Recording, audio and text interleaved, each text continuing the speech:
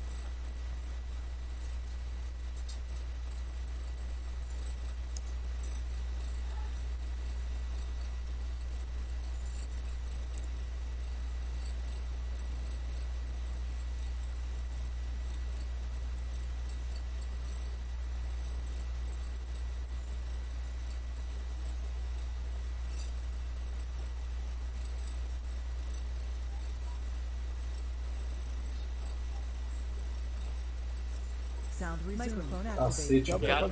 Nossa, demorou, mas foi, finalmente. Morreu Não, porque e- não tem inovação, né? E pior que na Blizzard. Senhores, Oi, estão me ouvindo Oi. bem? Aham. sim, Tá. mais ou menos. Seguinte. Abaixa o microfone. Ah, perdão. Abaixa o da TV e me escuta pelo telefone. Tá, seguinte, boas notícias. Boas notícias. Eu tô fazendo um teste. Outra notícia. Nossa, demorou mais. Puxa, caralho. Uma tela que não tá. Pera aí, calma. Calma. Eu preciso só ter essa última confirmação pra ver se tá tudo funcionando. O áudio já tá funcionando tudo normal, velho.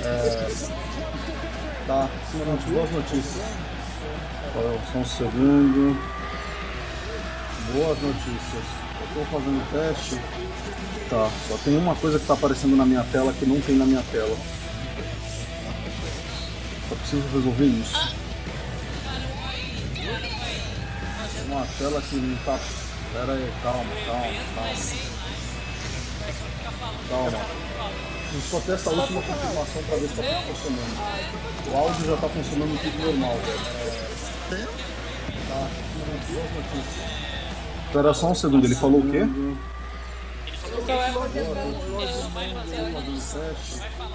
Tá, só tem uma coisa que tá aparecendo na minha tela que não tem na minha tela. Eu preciso resolver isso. Que bosta, os caras não é tipo nós que quer burlar tudo, velho. Cadê aqui? Não pode ver. Só tem essa última confirmação.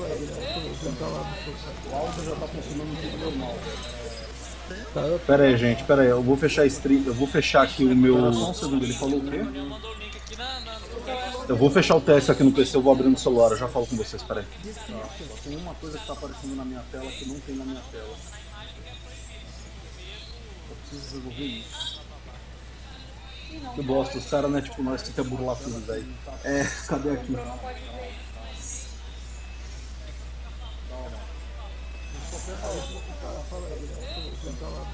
O áudio já tá funcionando tudo normal, velho. Pera aí, gente, eu vou fechar a stream, eu vou fechar aqui o meu. Só um segundo, ele falou o quê? Eu vou fechar o teste aqui no PC, eu vou abrir no celular, eu já falo com vocês, pera aí. Só tem uma coisa que tá aparecendo na minha tela que não tem na minha tela. Eu preciso resolver isso. Que bosta, os caras não é tipo nós que quer burlar tudo, velho. Cadê aqui?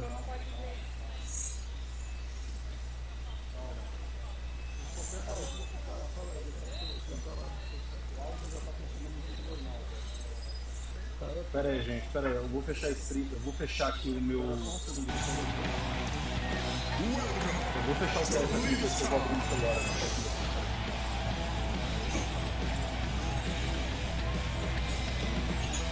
falo com vocês. We are coming to you live from the Anaheim Convention Center, and this was the scene outside earlier this morning, courtesy of our good friends in the Goodyear Blimp, as thousands of Blizzard fans lined up in anticipation of the gaming event of the year, BlizzCon 27.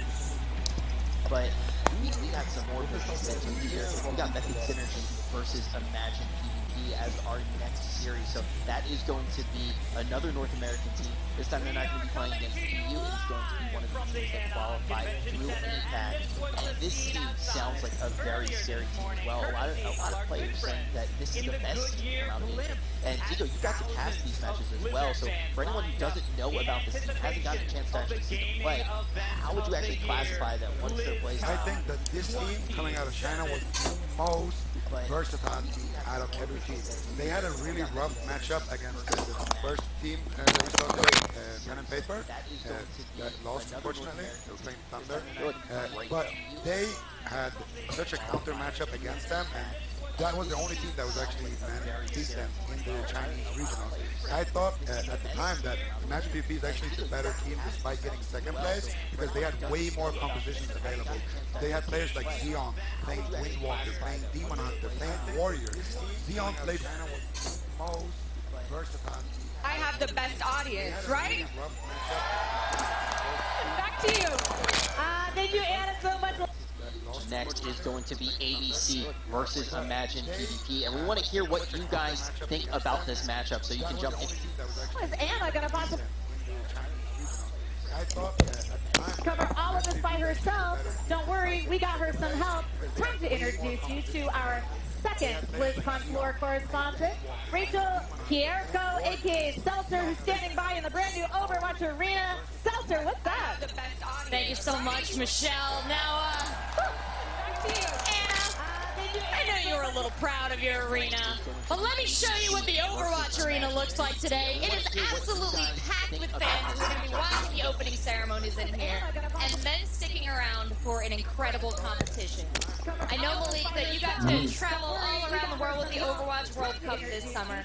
Well, this is where it all comes down to the finals.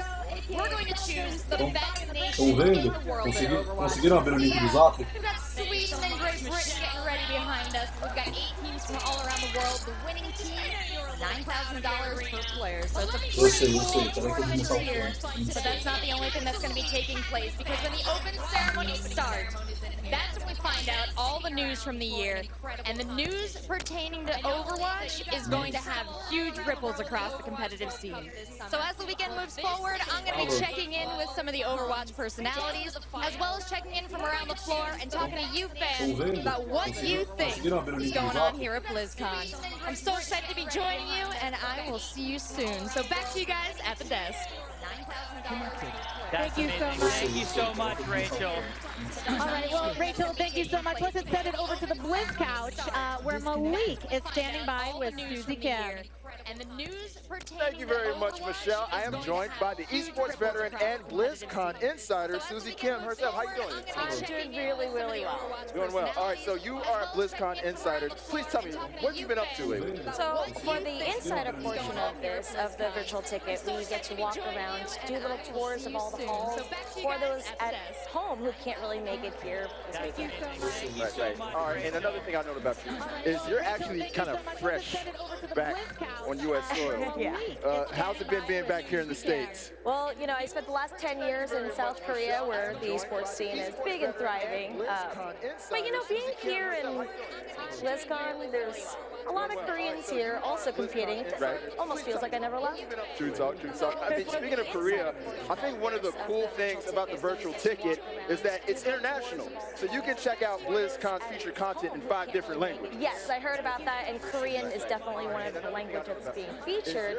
I'm super excited for that because Koreans love Blizzard games, and there's just, well, you know, it's really hard for them to be able to fly halfway across the world to be a part of this, you know, and so with the virtual ticket being available in Korean and all the subtitles, like, it's almost like they'll be here and they get to kind of experience it with us. All right, well, Susie, thank you so much. We're going to be keeping an eye on you and all the stuff that you're doing all over the convention.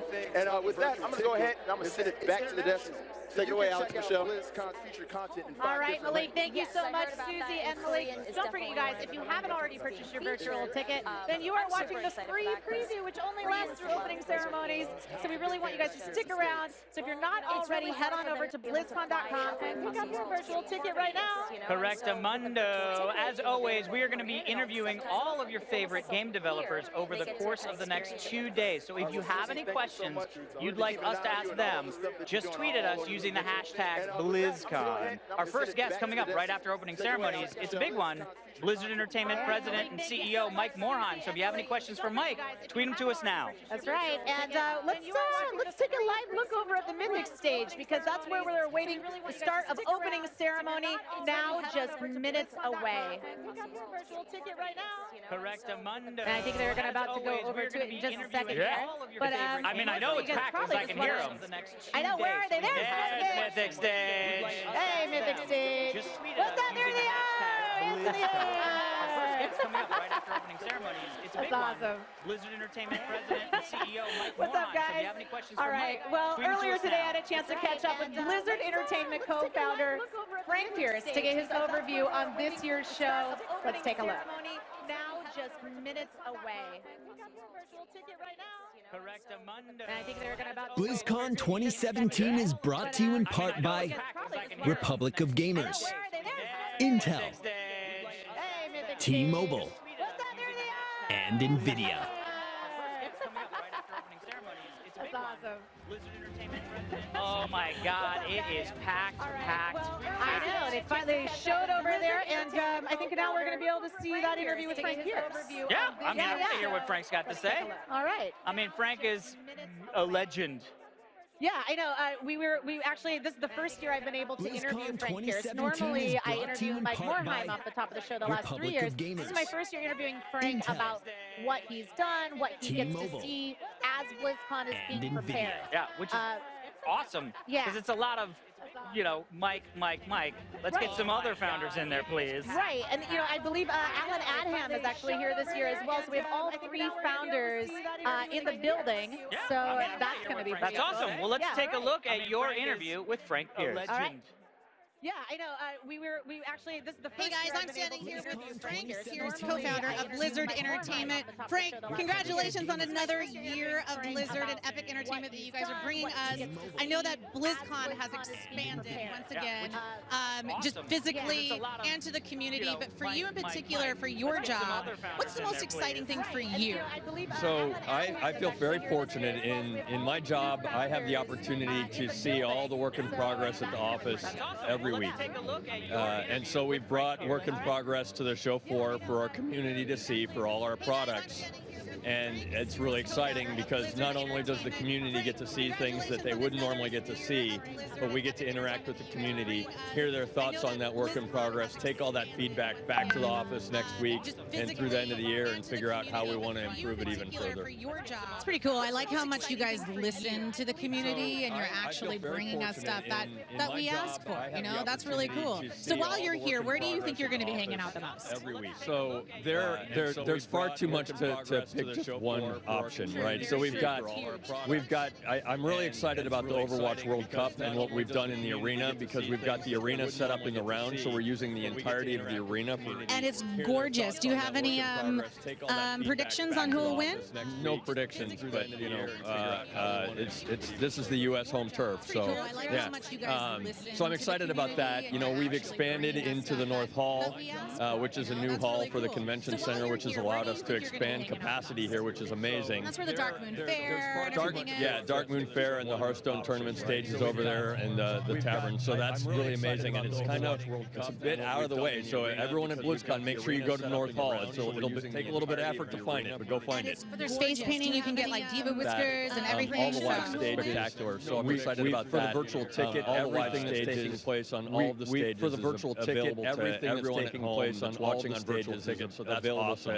Yeah, I love that in particular because for me, covering the footage for the last 4 years, because for me, covering the footage for the last 4 years, you guys can decide what you want to see, favorite what you want to see, kind of create, decide what you want to see, favorite what you want to check out, create a bit of a schedule to decide what you want to check out. You can check out anything at any time. Well, for me, I don't have to stress about making sure that I see everything all this weekend because I know I can go home next week and watch it. Actually, I will be watching so many panels. I'm going to be with you on that. Actually, I will be watching watching so many panels. But Frank, thank you so much for joining me. Have a great coverage. But Frank, thank you so much for joining me. Have a great BlizzCon. Oh, so great. All right, guys, back to the desk. Hearing Frank, and also, by the way, that's what we have to do. We get to go home, Frank, and also, by the way, that's what we have to do. And we get to go home that we didn't get a chance to see. Load up virtual ticket and watch all the panels that we didn't get a chance to see. But I do love the fact that you can go through the app. I was saying it earlier with Frank, but I do love the fact that you can go through the app and that way you can just sort of create a list to see, so that you can go and easily find a list. You just find them later and watch them. By the way, I love that every time we talk to somebody from Blizzard, we always ask them their favorites. By the way, I love that every time we talk to somebody from Blizzard, we always ask them their favorites. It's like, which one of your child do you love more? It's like, I can't do It's like, which one of your child do you love more? It's like, I can't do any of that. No, they can't. They can't say anything. It'd be hard, you know, to pick. I'm 25 years. It'd be hard. I can't even pick a favorite. All right, look, let's head it back over to BlizzCon. Pick a favorite. All right, look, let's head it back over to Malik and Blizzard Esports Operations Director Kim Pham. Malik and Blizzard Esports Operations Director Kim Pham. One of my favorite traditions is every year I get to talk to Kim. Alex. Kim, one of my favorite traditions is every year I get to talk to Kim. Kim, how are you doing? Excited for every BlizzCon. I'm so excited for BlizzCon this year. Right, there's a lot of stuff going on this year. A lot of esports happening. Right, there's a lot of stuff going on this year. A lot of esports happening.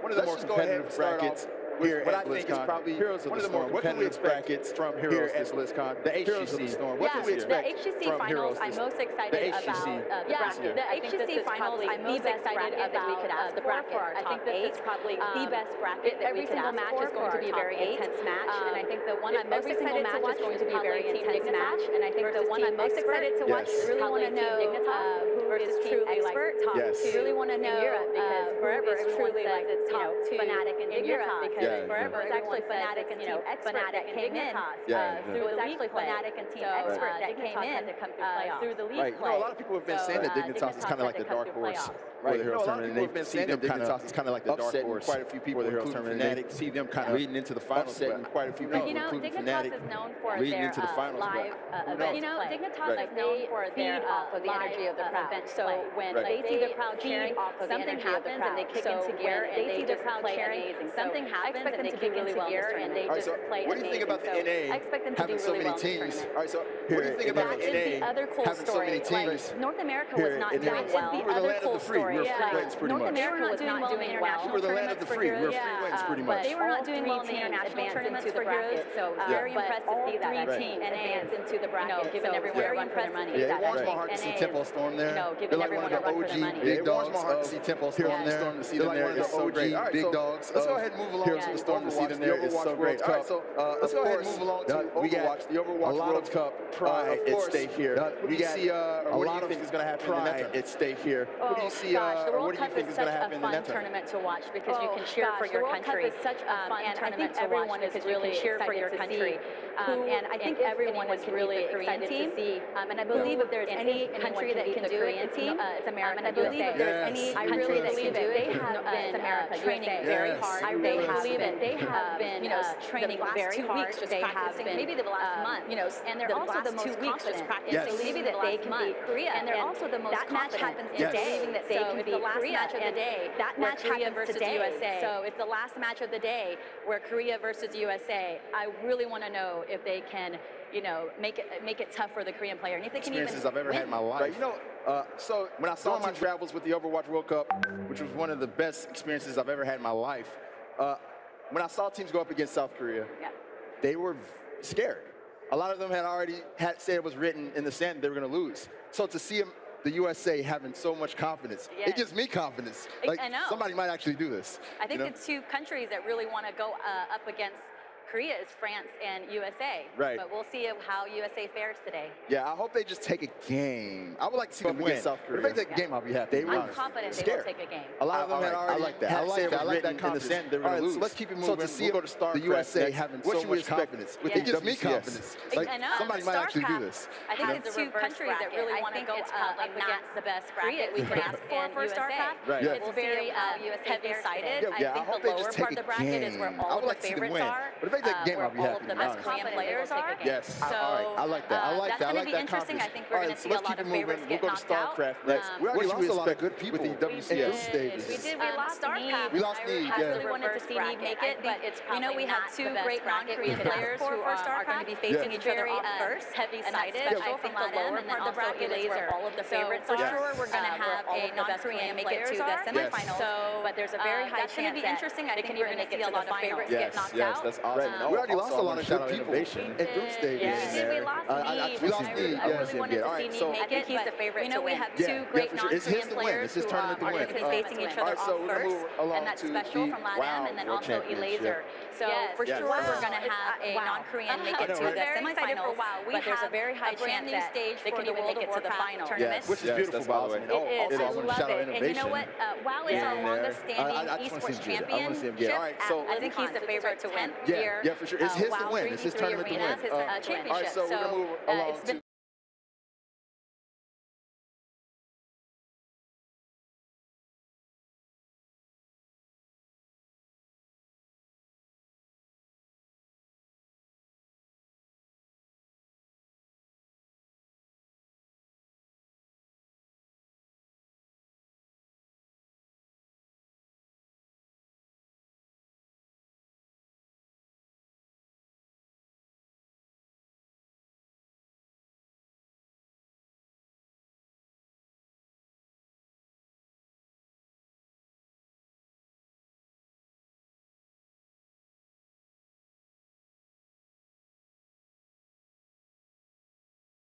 Guys, yeah, different name, right. The Triforce is the team that Is there any dark horse team that we should be looking out for to take them out?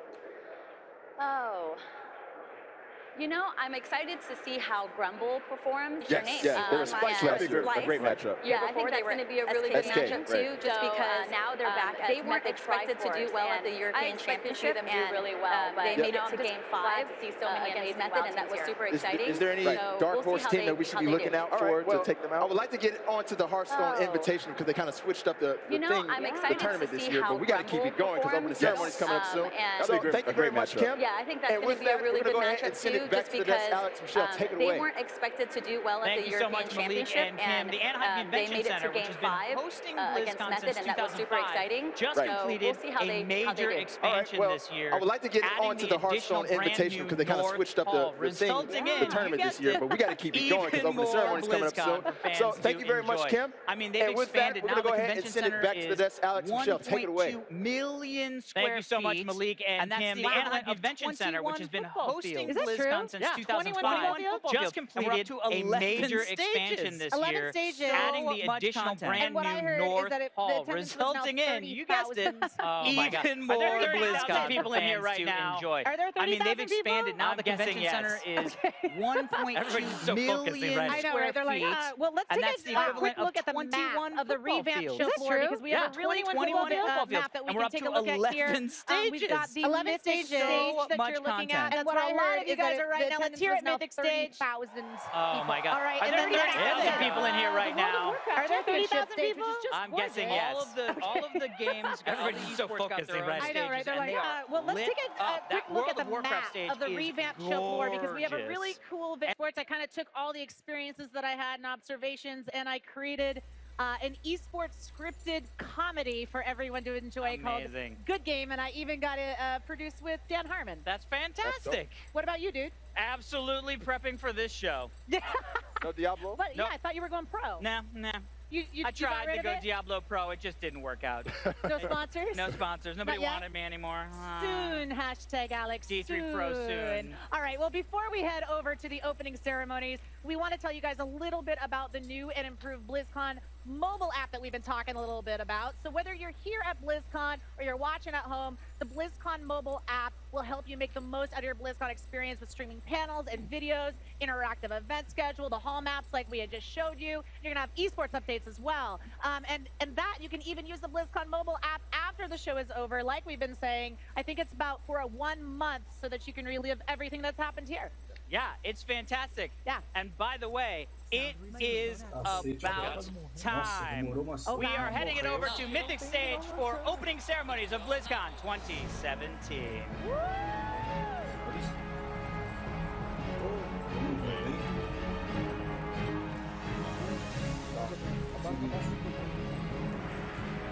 Ah, perdão. Tá, seguinte, boas notícias. Boas notícias. Eu tô fazendo...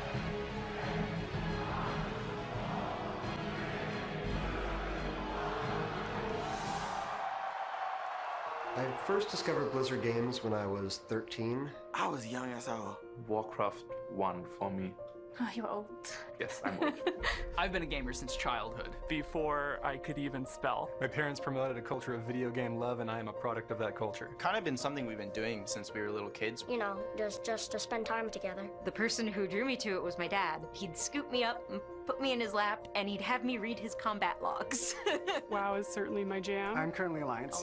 Alliance. Horde. For the Horde! For the Horde! Diablo 3. StarCraft was kind of the thing we could get into. And It's our Super Bowl. I'm a Grandmaster player in Heroes of the Storm. So I started playing Hearthstone, and then it was like I was pulling over my car to play a match of Hearthstone. He was the first one who played Overwatch. That's true. Everybody has a story around the games. Without Blizzard, my whole high school experience would have been completely different. I made friends for life playing StarCraft 2. We met in World of Warcraft. Playing Heroes of the Storm professionally has really been a life-changing experience for me. I first started playing Blizzard games in the Navy. You know, it was a good way of just kind of unwinding. Games defined me, like almost entirely. Tauren, Bear Druid for life. My only tattoo is on my right arm right here. It doesn't matter who you are, what you look like. A Blizzard gamer could look like anything, anyone. I don't date bronze players.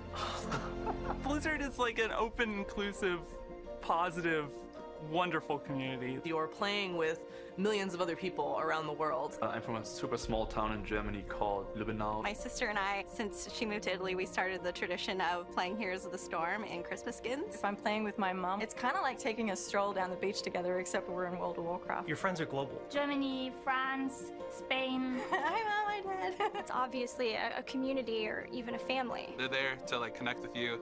You know, emotional support if you need it. Our son, who's 7, he's a massive Warcraft fan. He came to BlizzCon last year. He's fully dressed as King Lane. He was very shy, but when everybody gathered around him, giving him high fives, really got him out of his shell that whole day. We lived in different states, and at night we would get together and kind of crawl through dungeons. Playing Diablo every day and playing Overwatch every day really brought us closer as sisters. My father taught me how to play video games.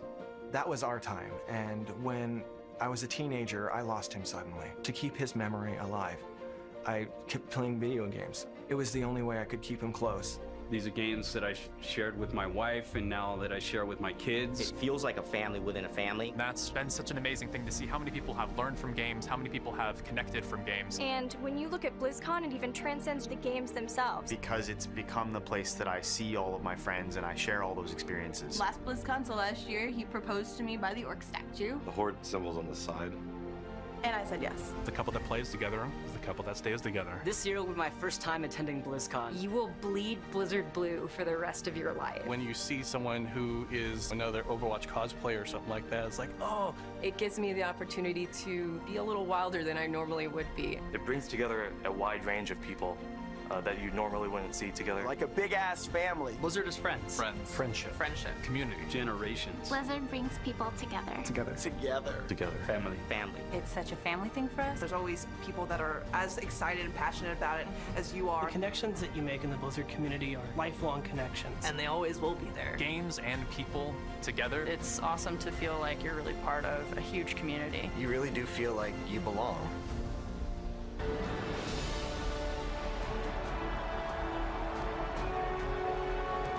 Ladies and gentlemen, please welcome President and CEO of Blizzard Entertainment, Mike Morhaime.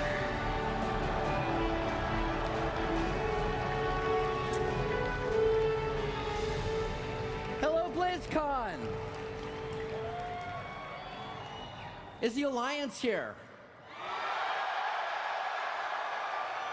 How about the Horde? Terran, Protoss, and Zerg. Adventures in Hearthstone. Heroes of Sanctuary. Heroes of the Storm. How about my Heroes of Overwatch? All of you, welcome to BlizzCon 2017. It feels so good to be back at BlizzCon. Okay, I'm going to keep with tradition and ask, how many of you here are attending BlizzCon for the very first time? And how many of you have been to BlizzCon before? How many of you have been to at least 5 BlizzCons? Well, I am grateful to be back. Thank you for being here and choosing to spend the next 2 days with us. I still can't believe it, but this is our 11th BlizzCon. That's right. This one goes to 11. This is our biggest show yet.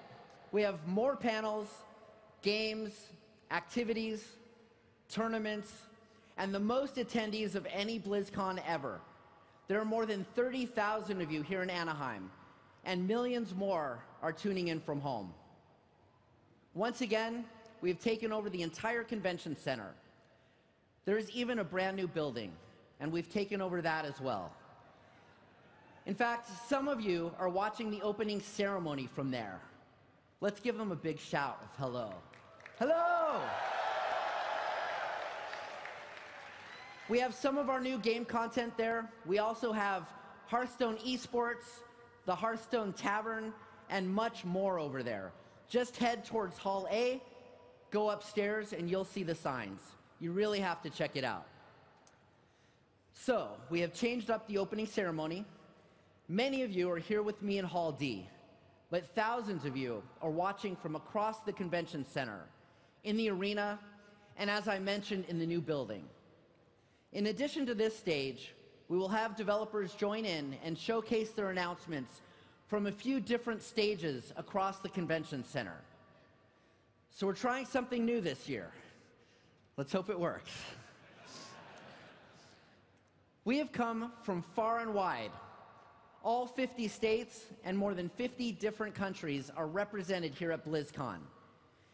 And people from more than 170 countries are tuning in through the virtual ticket. But no matter who we are or where we're from, we are all here for the same reasons. We have a shared love of games and their stories and characters. And most of all, we're here because of the relationships we've built and fostered through gaming. I am very honored to have been part of this community and to have watched it grow. This year, the Blizzard community is bigger than ever, with over 40 million players logging in each month across all of our games. All right, a ton has happened in the past year. In World of Warcraft, we went all the way to Argus on our quest to save Azeroth. In Hearthstone, we traveled from Gadgetzan to Ongoro and even returned as Death Knights atop the Frozen Throne. We raised the dead, again, with the Necromancer in Diablo 3. And we went into battle with awesome new heroes and maps in Overwatch, Heroes of the Storm, and StarCraft 2. We also renewed our passion for a classic Blizzard game with StarCraft Remastered. And this past week, for the first time ever, we welcomed a non-Blizzard game onto the Battle.net platform with Destiny 2. Do we have any Guardians out there? Now let's talk about esports. Last BlizzCon, we unveiled plans for our most ambitious project yet in competitive gaming, the Overwatch League. Since then, we have partnered up with a dynamic array of leaders from both esports and traditional sports. And our first season will include 12 teams based in cities around the world. We'll be broadcasting the first season out of the new state-of-the-art studio, Blizzard Arena Los Angeles.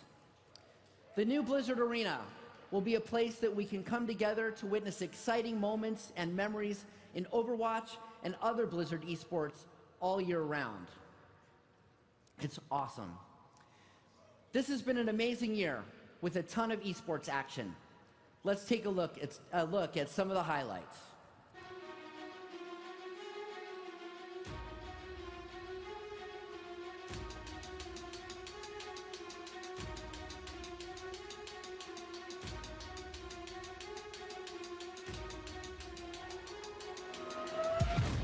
Starnudachi, the happiest man in the room. He is your global champion. Dazzling days of Hearthstones in Shanghai. Look at that smile. It's a spring champion. Welcome to LA. South Korea takes its rightful place in Hearthstone esports. And China looks like they will just have a cakewalk here on Dorado. Hometown heroes of Australia. We're into overtime, 99-99. There it is! What a performance. Poland, the home team, taking on South Korea. From J-Hong taking him out of the fight, and South Korea takes it. The road to the World Cup Championship, Team USA going against Team Germany. The melee just in time, and the US, they've done it. They are going to BlizzCon. Lunatic high! Twice in a row, back-to-back championships, and they start a dynasty. This is just the beginning of the action. Live from the Blizzard Arena. Massive congratulations to Giganti. It is time for the grand final. Victory goes in, and this could be game. Visual Dignitas. One final map here for the World Championship. It is champion. Pops off. Fnatic has done it. The time has come. MVP Black versus L5. L5, they will be your Eastern Clash champions. UT Arlington never stops believing. They are your heroes of the door. Looney's doing everything in his power. That's it. Evo are going to BlizzCon. Looking to take this series and Method are your champions. Jurius gets mind control to a terrible position. Method Synergy is the best team in North America. Bandit Global are going to BlizzCon. I Am Katowice gives us some of the best StarCraft that we will ever see. And that is GG. And now, the GSL's finals. Stats has done it. Gumiho has forced history to repeat itself. Innovation, GSL Owners champion. Team is looking to get a victory. And he is a three-time WCS champion. The Laser is your WCS champion.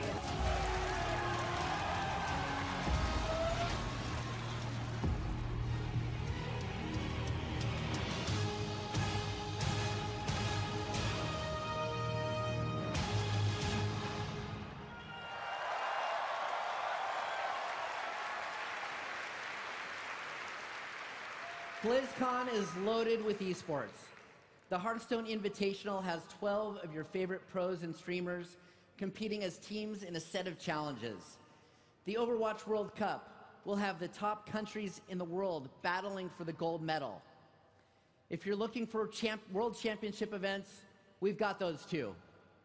The World of Warcraft Arena World Championship, the Heroes Global Championship Finals, and the StarCraft II WCS Global Finals will all crown world champions who have earned their place after a year's worth of competition. We're also hosting a thrilling exhibition match for StarCraft Remastered featuring two legendary players, Bisu and Jaedong. And this year, we've built brand new stages for World of Warcraft, Overwatch, and StarCraft II. Speaking of StarCraft II esports, Intel announced this morning that they will host a tournament in Pyeongchang leading into the Winter Games. This tournament will feature StarCraft II. This is an amazing honor for the game and wonderful recognition for esports. We're very proud to be part of it.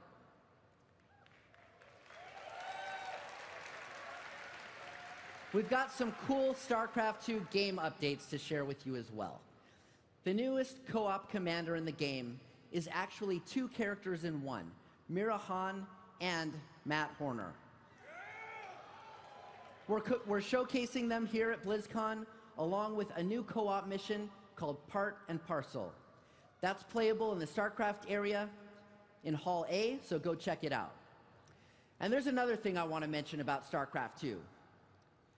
You have helped make it one of the best-selling, highest-rated PC games in history, and your support is why we continue to create new content for it. We are always looking for ways to help you get new friends into the game and bring old friends back as well. So I'm very excited to announce that we're making StarCraft 2 free to play.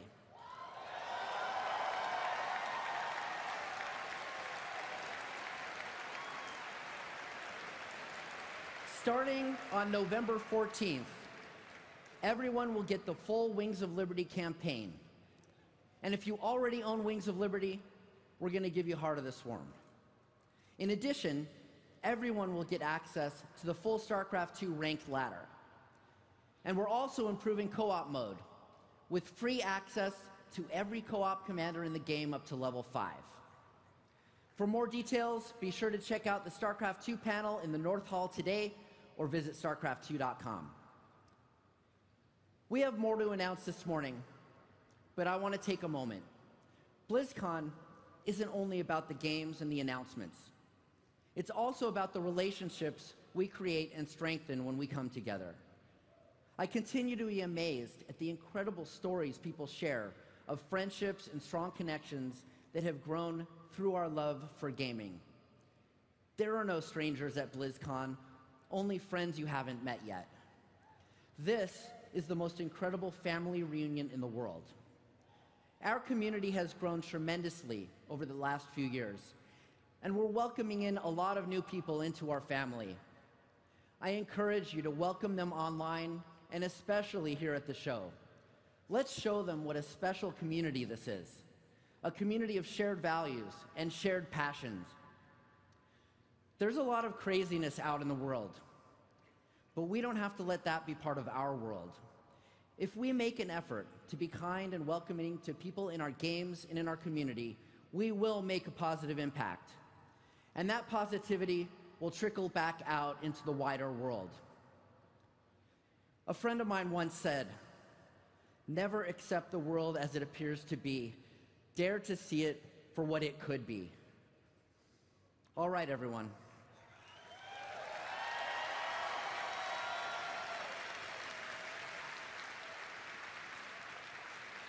We've got a really great event planned for you.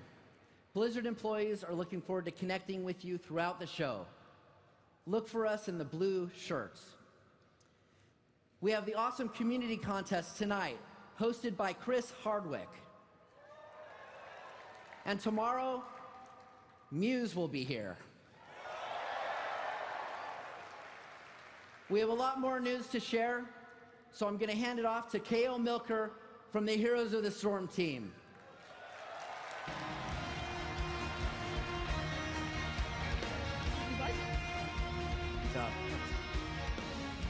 Hello, BlizzCon. And hi, everybody watching at home on the stream. I missed you. Hey, thanks, Mom. So much has happened. So much has happened in the Nexus since I was on this stage with you last year. And thanks to the feedback and support from all of you in our community, we've continued to expand and evolve Heroes of the Storm together. With Heroes 2.0 in April, we uncapped level progression and opened up all of the game's content as rewards every time you level a hero. Now, Heroes 2.0 was the biggest moment for our game yet. It was even bigger than our original launch. So I want to thank everyone who came in to check out all of that great content with us. Thank you.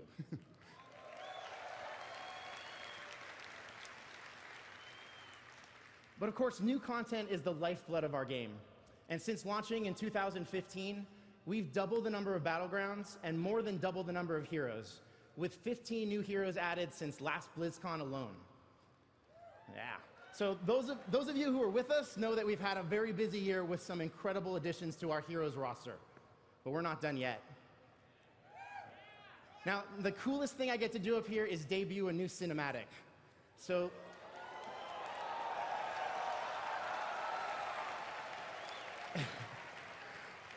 So let's see which new heroes have arrived to explore the secrets of the Nexus.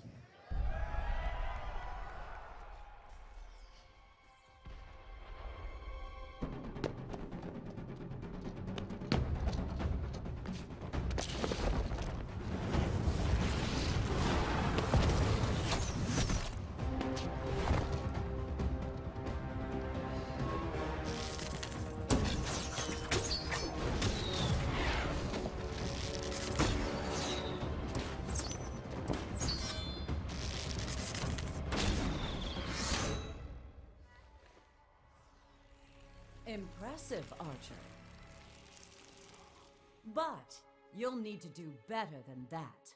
You have no idea what I am capable of. Good. Because you must be ready for anything.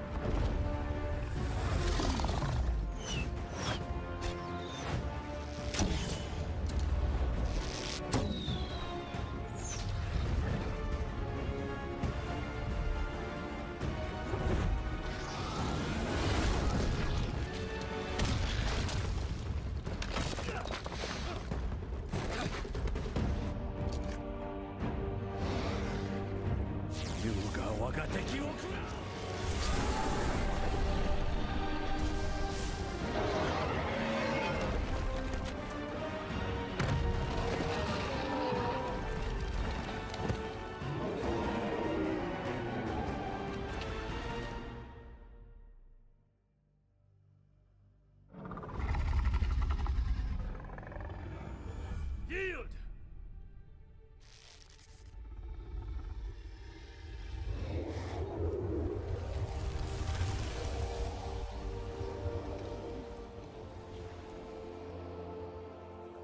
You show promise, Hanzo.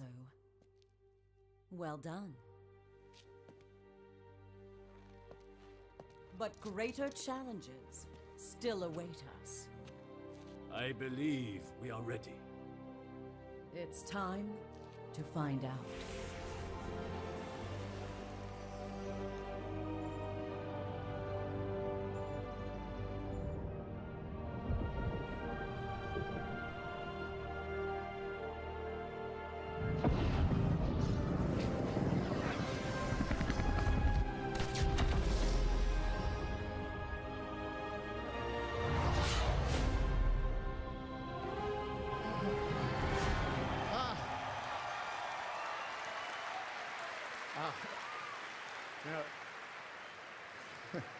It's amazing getting to experience something like that with you for the first time.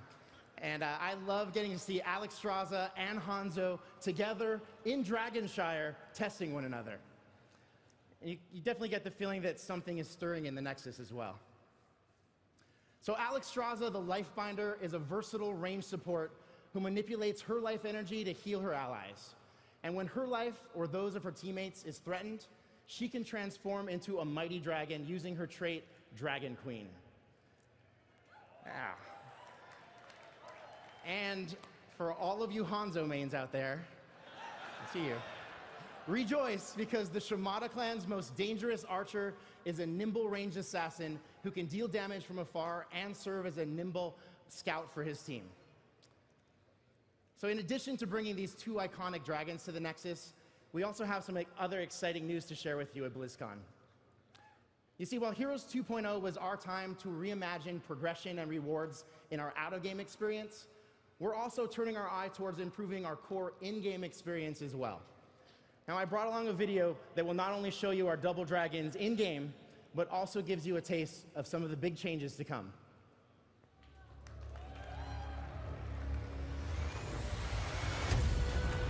I am Hanzo Shimada.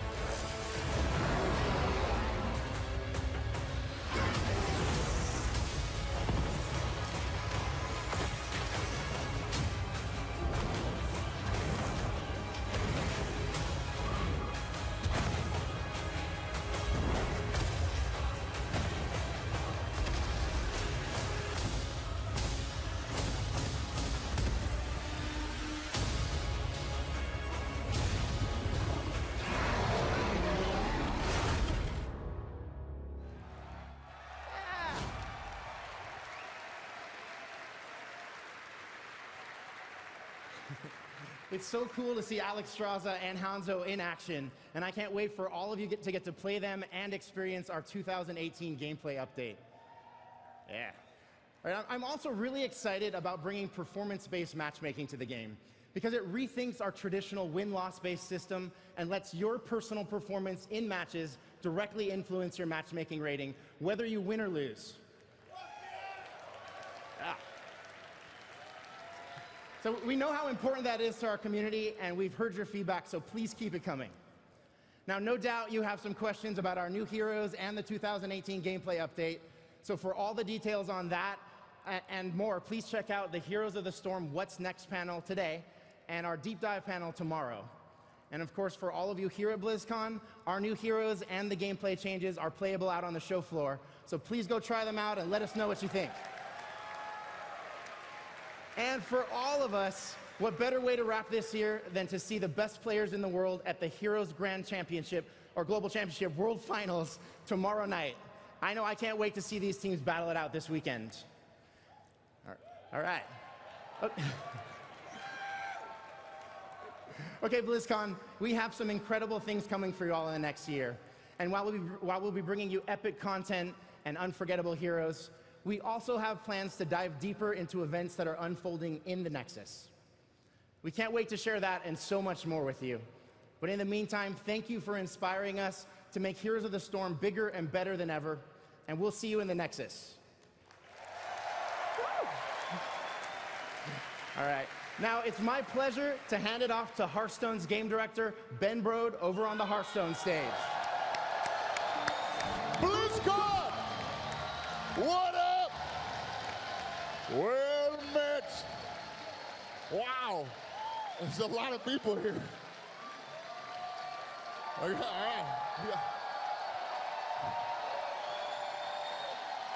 Yeah, this is awesome. I've never done the opening ceremony before. This is crazy. All right, listen. If you love Hearthstone like I do, this is going to be the best BlizzCon yet. We outgrew the convention center. They had to build us a brand new hall. I'm standing here on the legendary Hearthstone esports stage where the Invitational will take place later this weekend. You get it. The Hearthstone Tavern is back and bigger than ever. Come stop by for a drink or to challenge one of the Hearthstone developers. I think it's one of the coolest things at BlizzCon. Listen, this has been an awesome year for Hearthstone. We journeyed into Ungoro Crater. We joined the Lich King and became Knights of the Frozen Throne. And today, you're going to see the final set in the Year of the Mammoth.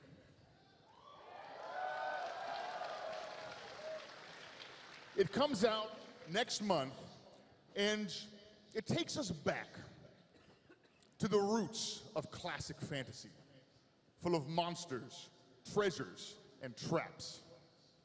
It brings back memories of sitting around a table, gaming with your buddies, delving deep into dark dungeons. Get ready for Hearthstone's next expansion.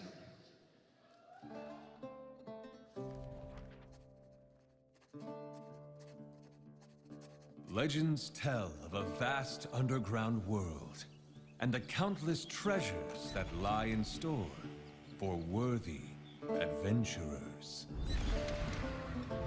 You've signed up the best. You're on a great quest to find the mighty Mother Lode. There's treasure galore, but perils in store and construction that isn't up to code. Trespass with care, there's sure to be something rare. You can grab all the loot that you can handle. Such riches you'll own, but leave one thing alone. You know, take control. And if you steal the light, you then must take flight, eluding each hazard and each trap. It's a chaotic race as the monsters give chase, and all the while you're trying to follow the map. They're gaining on you, your options are few, and you fear that you're never gonna get home. You sought after wealth, where you lose all your health. To kobolds and catacombs. It's Kobolds and Catacombs!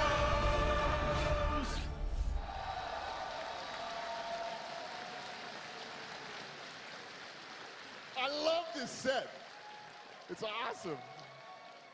Kobold tunnels full of treasure. This is our love letter to that classic fantasy dungeon crawling vibe. So what kind of cards can you expect from Kobolds and Catacombs? I'm not going to tell you. I'm going to let you discover the set for yourselves. Steel yourselves, adventurers. We're going in. Okay. You're in the entrance to a dungeon on a quest to find legendary treasure. To your left is a tunnel.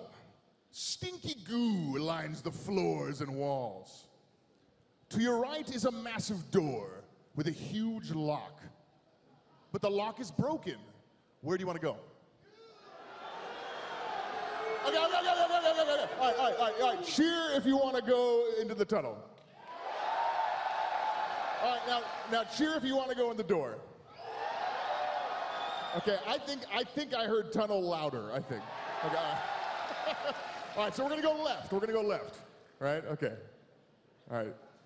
We're going to go left to the Stinky Goo tunnel. All right, great. Okay, let's go. All right. So you slide through the tunnel and enter a room with a huge ooze creature lying dead on the floor. Prying a chest from its remains is the legendary adventurer, Marin the Fox. So Marin will spawn a chest, and if you can break the chest open, you'll earn one of the craziest cards we've ever made in Hearthstone, cards like Toland's Goblet. Draw a card, fill your hand with copies of it. It's pretty crazy. All right. Marin is so excited to join your party that he's coming out way before the rest of the sets. Everyone who logs in starting Monday will get Marin the Fox for free. Also, everyone here at BlizzCon or watching at home via the virtual tickets will also get a golden copy.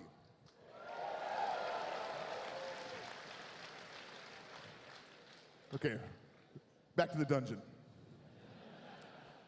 Marin winks at you and escapes with the treasure. You see two doors in front of you. To your left is a door with a sign on it that says, Kobold Treasure Hoard, adventurers keep out. To your right is a door with the words certain death scrawled on it. Where do you want to go? Why? Okay, all right. We're gonna go right. Okay, we're gonna go right. You guys are bold. All right. Let's go. Let's check it out.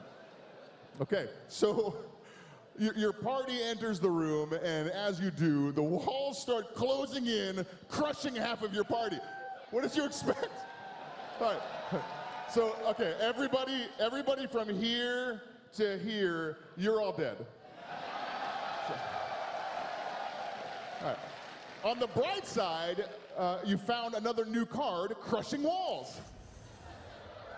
Destroy your opponent's left and rightmost minions. This is a hunter card. Okay, well, you guys are gonna have to recruit some new party members to finish the dungeon. Fortunately, the new keyword in Kobolds and Catacombs is recruit.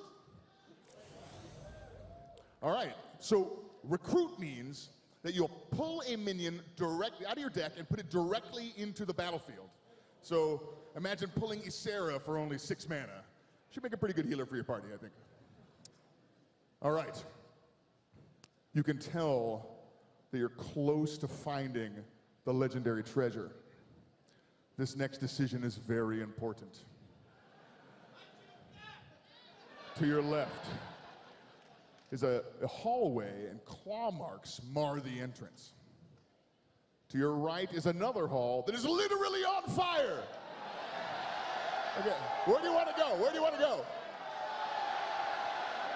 Okay, all right. If you want to go left, cheer.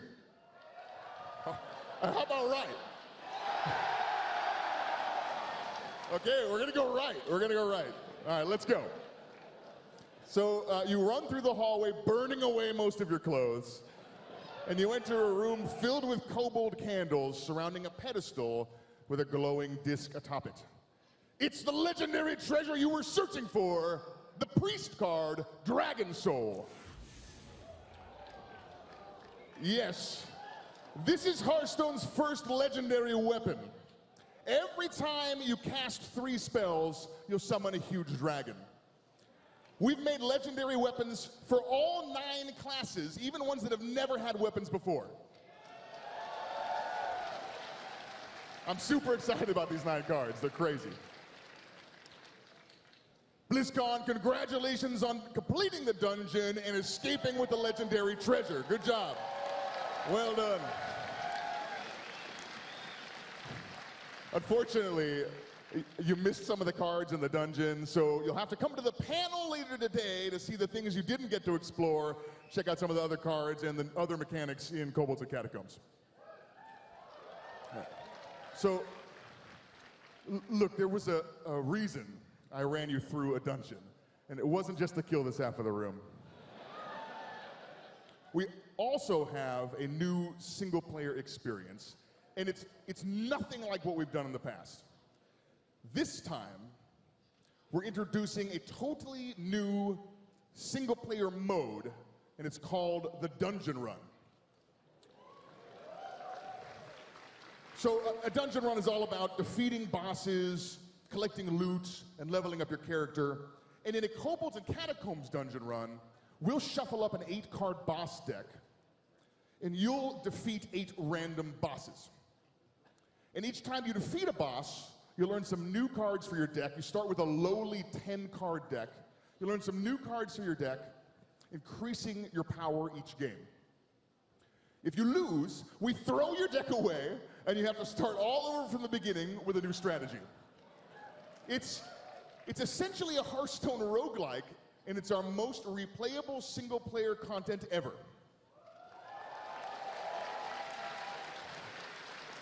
Also, it's completely free. It's totally separate from your normal collection. You don't need any cards to play. Come check it out here. We're here in the North Hall, and our demo station's over there. Come try it. I think you're gonna love it. It's awesome. All right. Don't forget to come to the panel later today to see the cards that you missed in the dungeon run and some of the other new mechanics in the set. The team is so excited about Kobolds and Catacombs. We cannot wait to share the set with you and the new dungeon run mode when it comes out next month.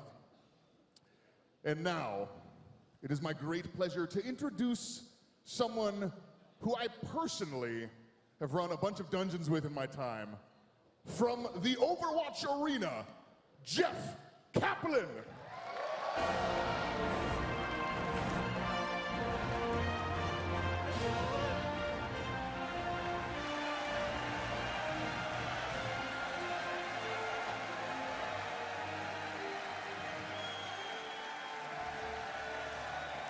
What's up, everyone? Welcome to the Overwatch Arena. I think the arena is absolutely amazing. We're going to be here. Yeah, it is. Let's hear it for the arena. And you guys are amazing. We want to say a special hello to everybody watching at home, everybody here at BlizzCon, whatever hall you're in, give it up for everybody watching at home right now.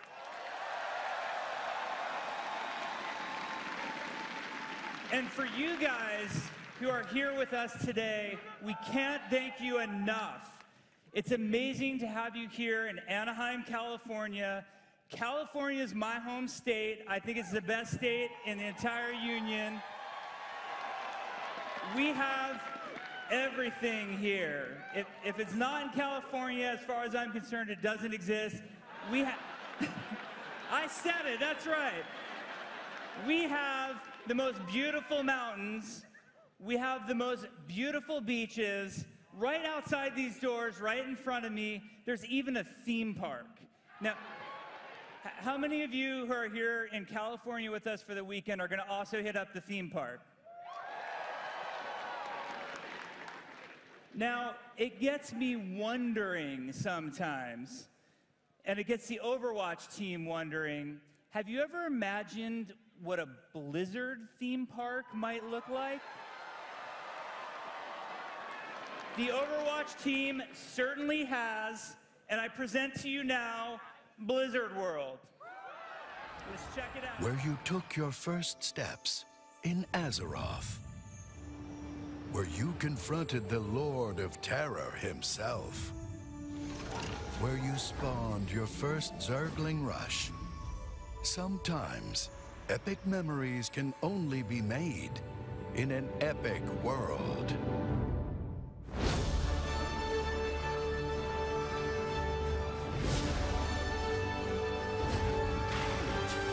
Your adventure, your community, your memories.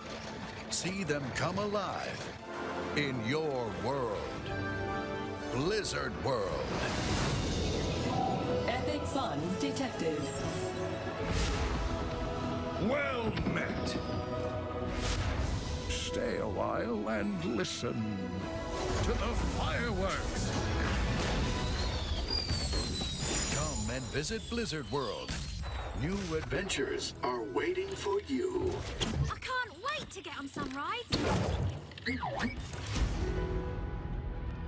For the Horde! Yeah, we did it. We went there. We had so much fun making this map, but the super fun part for us in making a map is seeing what you guys do on it. So we cannot wait for you to be playing this map. You'll be playing it all weekend here at BlizzCon.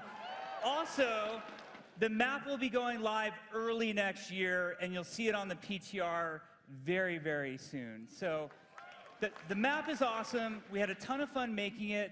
It's a hybrid map, so that means it's part assault and part payload. Now, I know most of you don't know what payload is, so everybody turn to the Zenyatta main to your left, and he'll figure it out. You don't have to worry about it. Don't worry about what payload means. Now, one thing we always say about Overwatch is that the world needs heroes. And the Overwatch team thinks that you guys need another hero.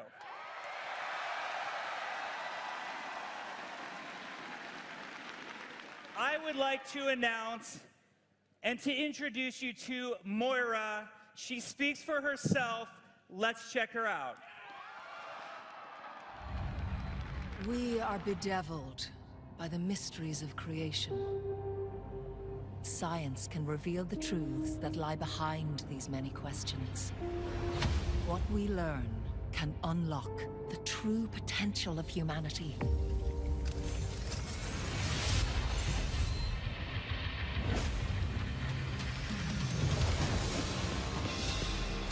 To the shadows. Tell me how this feels. Come to me and I will heal you.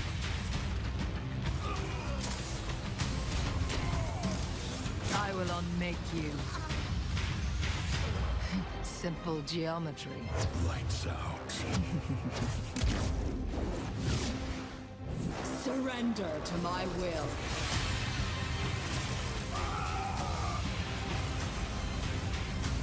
Allow me to repair the damage. I feel unstoppable. My will made real.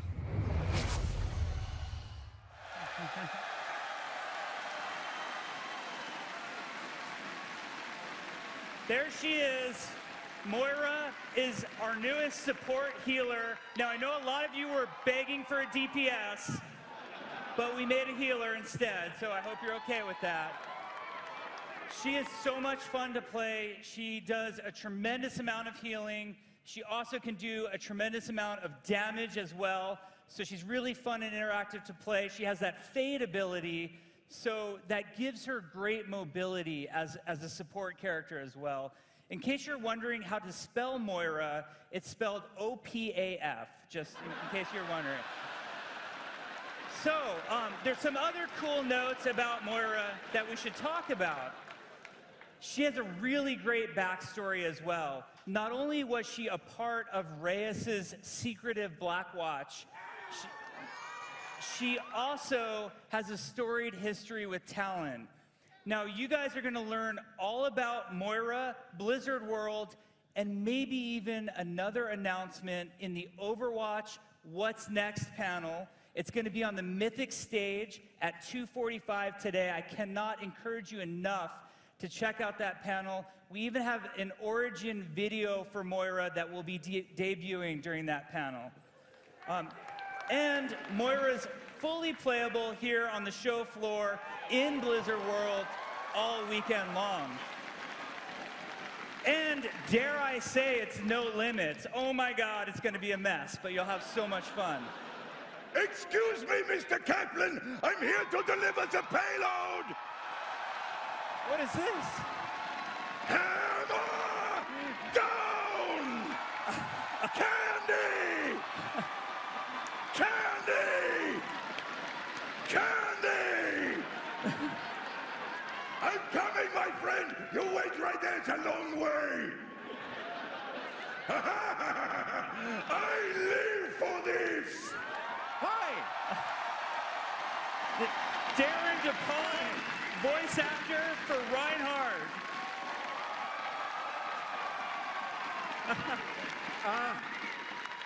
Once again, Halloween not popular in my neighborhood. 3 kids. 3. Jeff, Candy? Yeah, thanks. There you go. I'm here because Blizzard changed my life as an actor, as a person. You guys have been amazing to me. I remember exactly where I was standing a couple BlizzCons ago when Overwatch was first announced, because I didn't even know it was called Overwatch. That first session, you didn't tell me anything. We didn't tell you. It was like a line drawing of Reinhardt with the helmet off. And so there was the first animated short, and I was going, a gorilla from the moon? I think I'm in that. And then they showed the gameplay trailer where they announced all the heroes. And I didn't hear me, I didn't hear me, I didn't hear me. And the last guy to come around was Reinhardt. And it was my birthday, so thank you. Happy birthday to me on that one. And now, guys, we're here. And we're all part of this amazing community because, thank you. More cry. I am going to cry. Crying is my ultimate, I will cry. But you guys have taken these characters and these worlds to your hearts and to your minds. They have inspired you. We've seen amazing cosplay. We've seen spectacular fan art. And of course, there are the animated shorts that are jaw-droppingly wonderful. And what we've seen Mei science her way out of a problem. We've seen the rivalry between Genji and Hanzo. We've seen Bastion be so just darn cute and lovable. So now,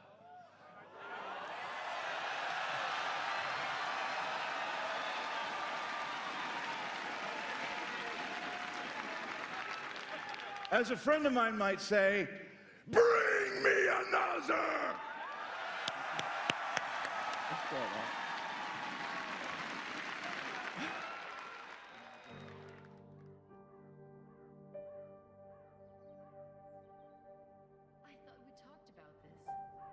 You don't have to do this anymore. Winston's message wasn't meant for you. This isn't your fight.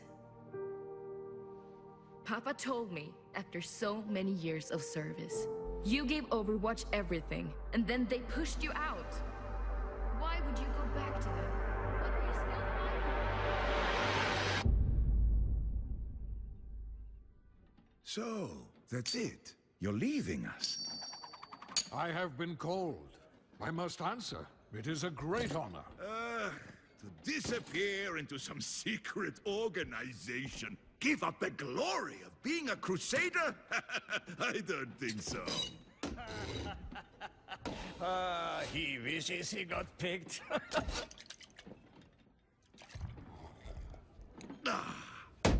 The Crusaders are immortal defenders of Germany. People will be singing songs about our legacies. Our legacies are our deeds. And this war is bigger than all of us. Drop pods to the east, they're coming! All right, people, they're playing our song. Stick with your dance partners. Let's crush those rust buckets. Here's your walking stick, old man. Live with honor. Die with glory.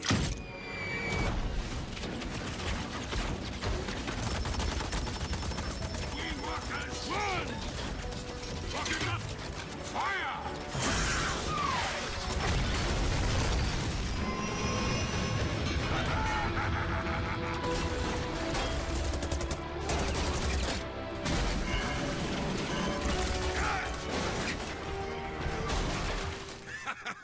I love the wind in my hair. Get back and protect your team! Ah, they're just slowing me down. Ah! Besides, they're fine! Where is Reinhardt?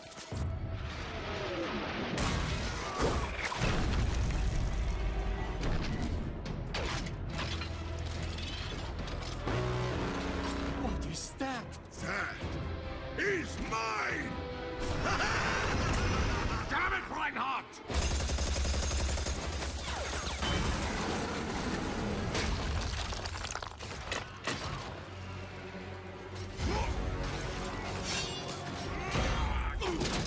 Reinhardt! Marvel sing!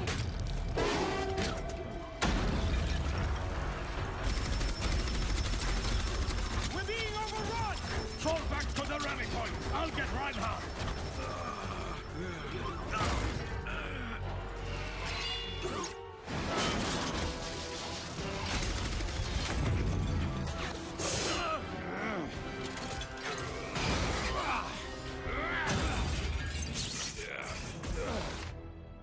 I had this.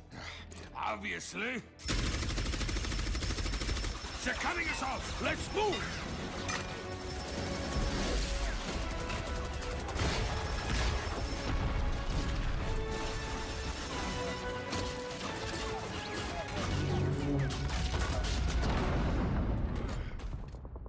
That door won't hold.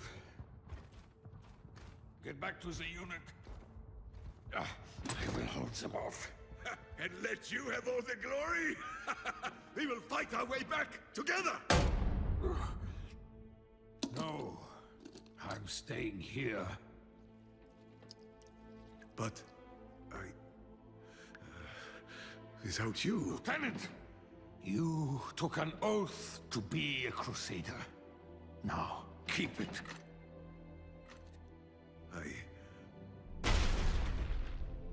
I won't leave you! The team needs you. Be their shield.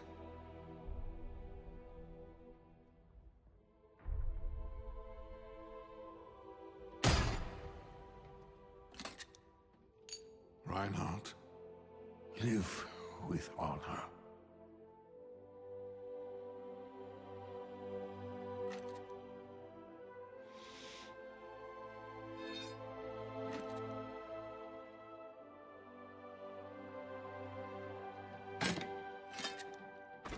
Die with glory, old friend.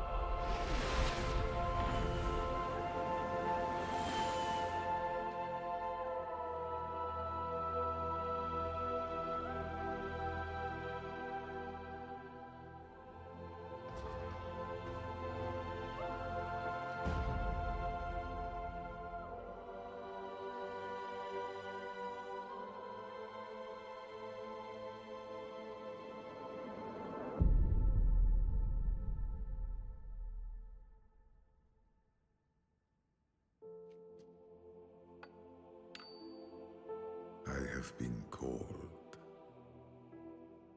I must answer. Always.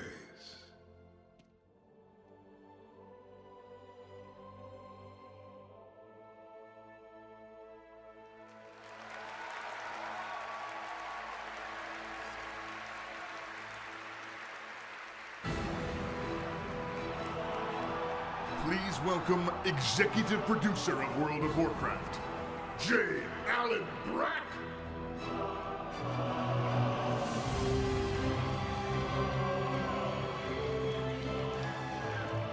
Team Overwatch.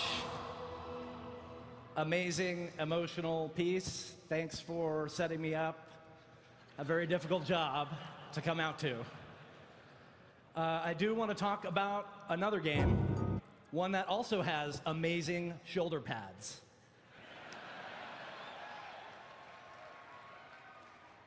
Before we get started, I want to channel an old friend. Horde, where are you? Alliance, let me hear you! All right. Thank you. I'm grateful to have been given the opportunity to be with you today. This is a really special day for me. This is a really special day for the team. To everyone here watching online, watching in the BlizzCon halls, we're here to talk about what's new for World of Warcraft. It has been a pretty incredibly epic year for the WoW community. We've seen old heroes fall and new ones rise. We adventured on the Broken Shore. We conquered Suramar. We watched the defeat of Gul'dan and Illidan crush his skull. And more awaits us on Argus, the confrontation with Sargeras, a titan at the heart of Warcraft lore. We will be watching the community, and we'll be waiting on that world first. Now, before I get to the big news, I want to take a minute. And I want to talk about ice cream. Ice cream is great. Ice cream is one of my favorite desserts. Personally, I love chocolate, and I love cookies and cream. Cookies and cream is actually my all-time favorite dessert. But I understand that for some of you, your favorite flavor is vanilla.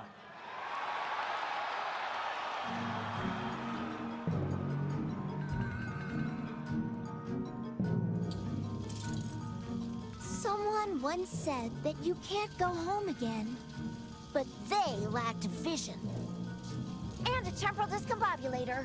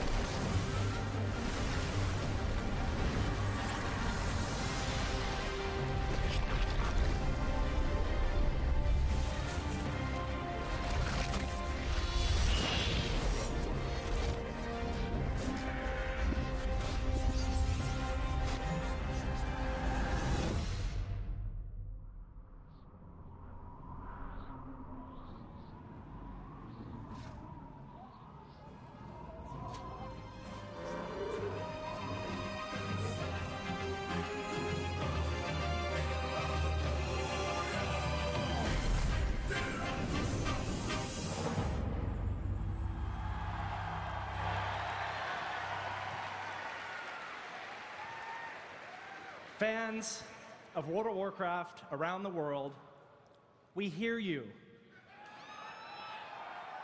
I am pleased and also a little bit nervous to announce the development of a classic server option for World of Warcraft.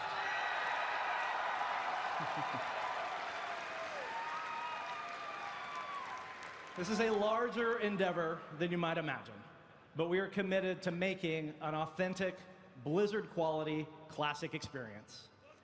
We want to reproduce the game experience that we all enjoyed from the original classic WoW, not the actual launch experience. So please bear with us. It's going to take some time, but it will happen. Now, I love you too. Now, I'm sure all of you remember the original WoW server blades that we auctioned off for charity a few years ago. We're probably going to need those back.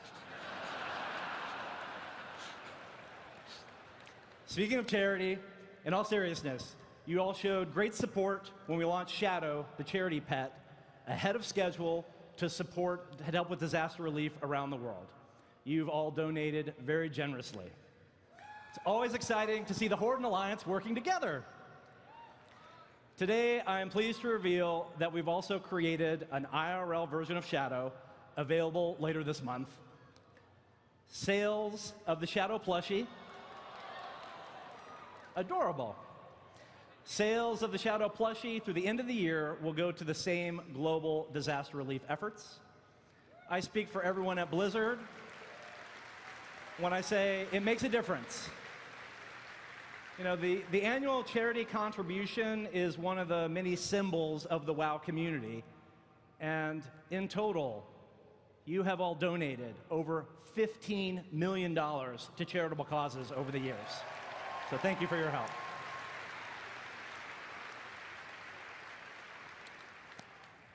I mentioned we had some news. Players are now actively fighting on Argus, homeworld of the Burning Legion. But soon, that chapter will come to an end. Deep rivalries between the factions lingers. After all, you members of the Horde, you came to Azeroth in search of nothing more than a home. And that is a journey that the Alliance has shown little respect for. Am I right, Horde?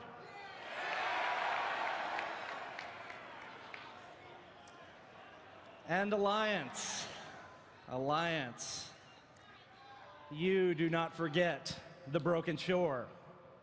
You do not forget the betrayal that led to the death of your own King Varian.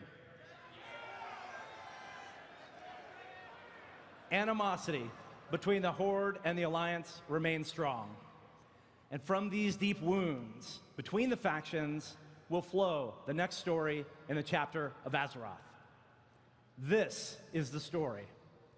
Horde versus Alliance. Wounds that can never be healed. This is the beginning of the next expansion. Let's take a look at the features.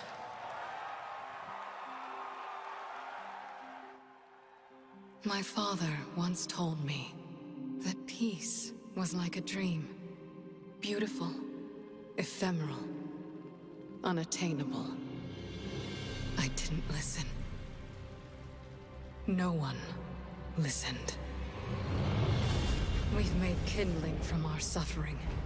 Stirred the embers of resentment. Just waiting for a single spark to set the whole world aflame.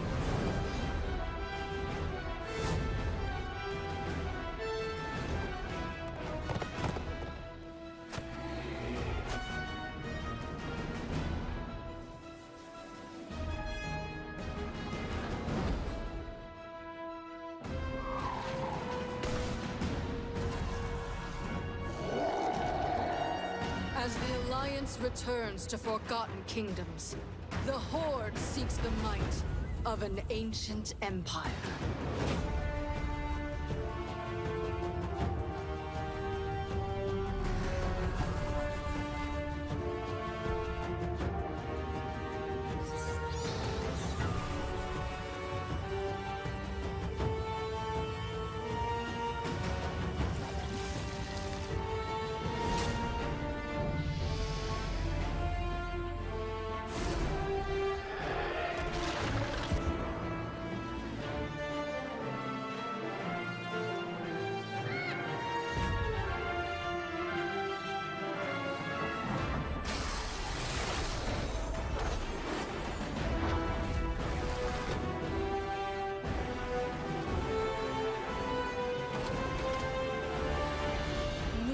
cannot dream any longer. The time has come to call on allies willing to join the fight, to rally beneath the banners of a world at war.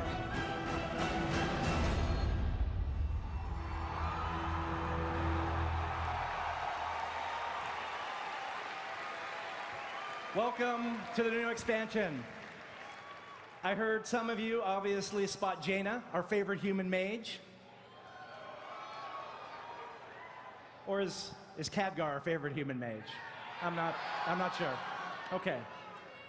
Battle for Azeroth will make you prouder than ever to declare your allegiance to the Noble Alliance. Battle for Azeroth will call on you to rally in support of the mighty Horde. The stakes have never been higher. Now, more than ever, your faction matters. You're wondering about everything else you just saw. Islands, war fronts, and allied races. We can't wait to tell you about all that and more during our panels this weekend, starting right here at 12:30, right here. Game director Ian, creative director Alex will be here doing a deep dive for everything that's next with World of Warcraft. And it wouldn't be BlizzCon if you couldn't get your hands on some new content right now. Battle for Azeroth is playable here on the show floor for everyone at BlizzCon. We've also recorded some special videos of the BlizzCon experience, the BlizzCon demo experience for everyone watching with the virtual ticket.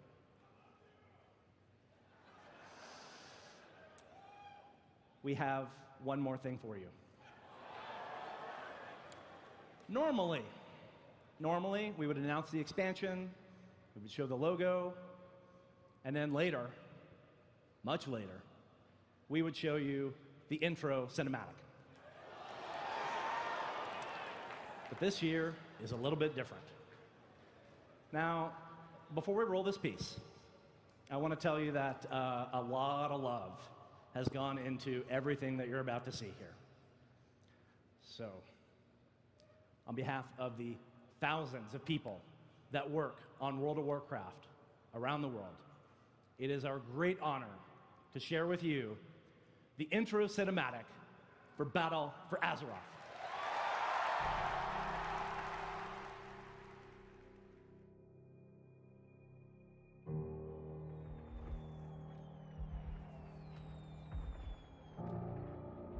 Ours is a cycle of hatred.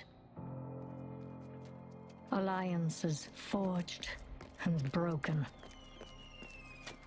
We have paid the price for sharing this world. And we have forgotten what makes us strong.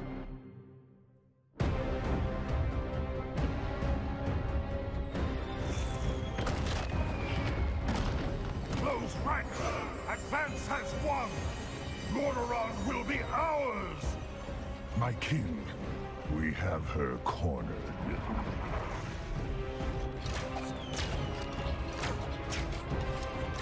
Keep firing!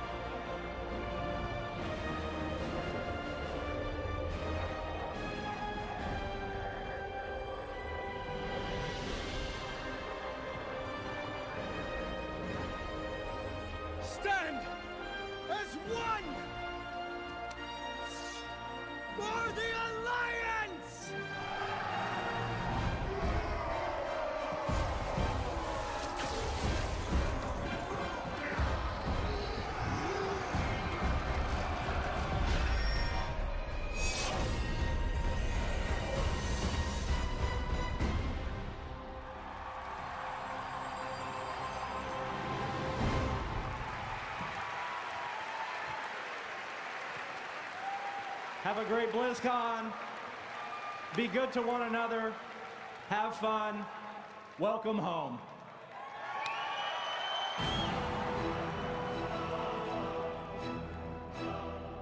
This concludes our opening ceremonies. Mythic Stage's panel presentations resume at 12:30 p.m. with World of Warcraft.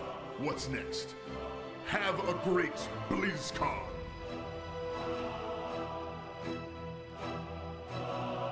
Brought to you in part by Republic of Gamers, Intel, T-Mobile, and NVIDIA.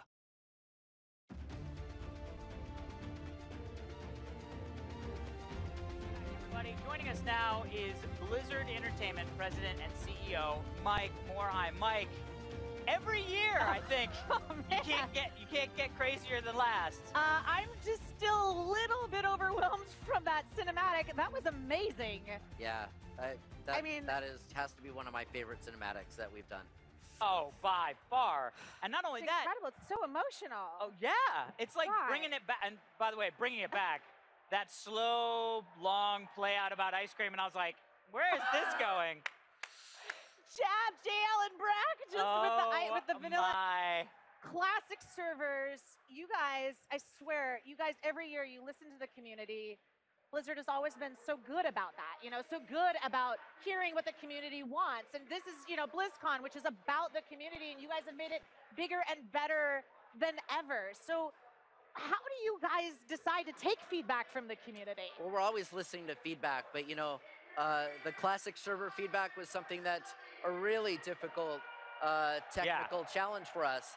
And so, the team really has been doing a lot of work to assess feasibility and how we would do this, because, if we're going to do something like that, we need to do it in a Blizzard quality way, where it's an experience that people are really going to be able to play, a polished experience. And, you remember back in the vanilla days, we had a lot of challenges, a lot of, you can't just go back to that original code. You don't want to open the gates of AQ? Yeah. No? There's a lot of challenges, So it's going to be a lot of work, but the team has signed up to be able to do it. They feel like they've figured out what we need to do, and boy, I think it's worth it just to have that classic announcement cinematic, honestly. I know. It's the pretty rolling cool. back of time I with loved Chromie. that. Oh, mind-blowing. Amazing. And it really does feel like you're taking World of Warcraft back to its roots, not just in the past, but in the future, because now it's all about that great original conflict, Horde versus Alliance.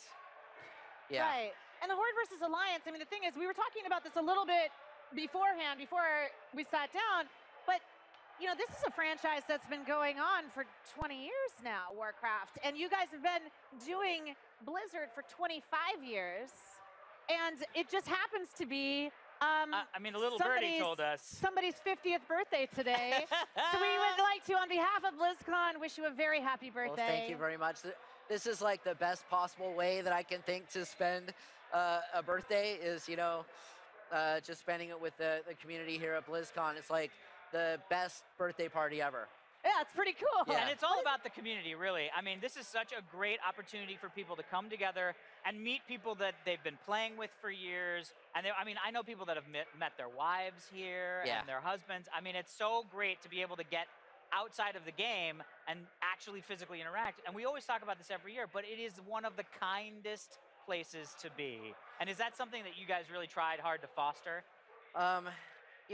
We're just always amazed when we come out here, and I just hear just stories from people all over the world who grew up playing our games, and people who started back in the Lost Viking days. Yeah. Just like, I didn't even know there were that many people who played Lost Vikings, but I guess they're all here.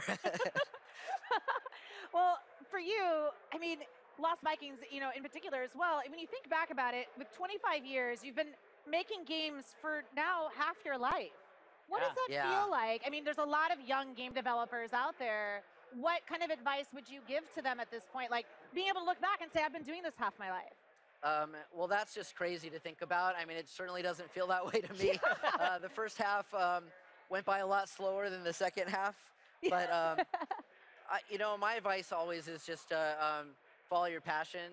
Do what really gets you motivated and excited. because you know, you spend a lot of time in your job, in your occupation, and it just really makes a big difference if that's what really geeks you up and excites you. And I think also that's what enables you to push a little harder and create something really special. So that's probably the main thing. And then I think also there's so much pressure, probably no matter what occupation you're in. Yeah. There's always pressure, you know, for the deadlines and to get it done and to get it done faster and better and more efficient, and just you know, taking pride in the quality of the work, because there's like always next time. Yeah. But don't think like that, oh, you'll get it right next time. You have to think you're going to get it right every time. Yeah. Because otherwise you look back and you won't have gotten it right ever. Yeah. Just do it. Yeah, just do it and commit to doing it well, no matter what it is. Well, Right, guys. it is going to be a huge weekend. Thank you so much, Mike, for giving us even just a little bit of your time. I know you're a very, very busy man this weekend. It is always so fun to come and hang out and talk to you guys. Thanks for being back. You know, my I God, love thanks for listening to having you us. guys. Pleasure. This is like the best time of year for us. We say it's our favorite time, so thank you. Thank you You're very welcome. much, Mike. All right, that is going to do it for our free preview. To continue watching, and trust me, you're going to want to continue watching. You're going to need to go get the BlizzCon virtual ticket available right now at BlizzCon.com. It's the next best thing to being here because it literally brings BlizzCon into your home, onto your phone, your tablet, wherever you may be, however you're watching. We've got a ton of great content coming your way, so we really hope you stick around. And for those of you watching who have actually purchased the virtual ticket, it's time to get that payload moving. Your BlizzCon All Access experience starts right now.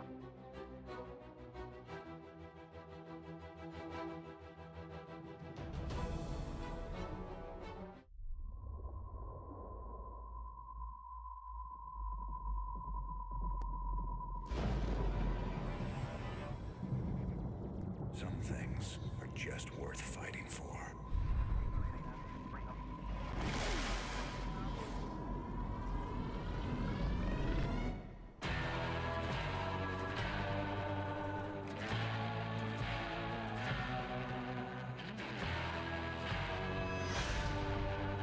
We can make a difference again.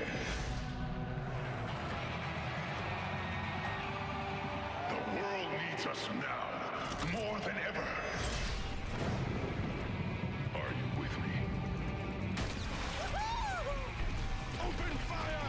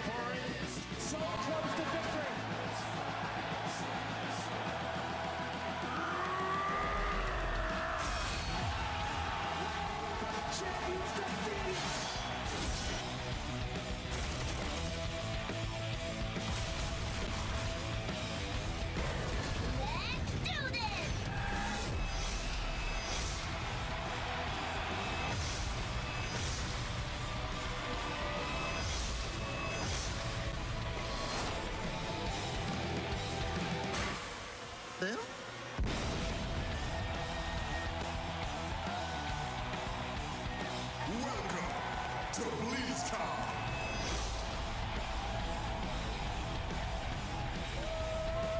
Oh my God, guys, welcome back. First off, we did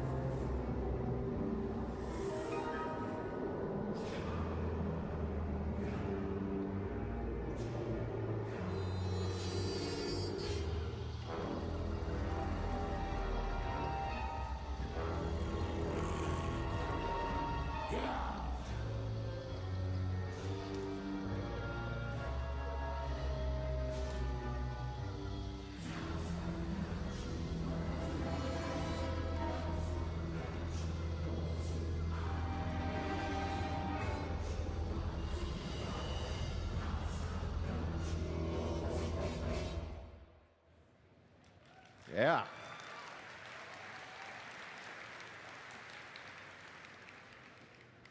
All right, last up for Zandalar, we've got the Desert of Vol'dun. Would you believe that Vol'dun was once a vibrant jungle? You probably believe that. It's totally plausible. But all of that changed when the Akir, this mighty, savage group of old god minions, attacked this region thousands of years ago, leaving nothing but desert and ruin in their wake. So, what do the Zandalari do with an uninhabitable desert? Well, they use it to basically send off their criminals to. And most of them die. Most of them.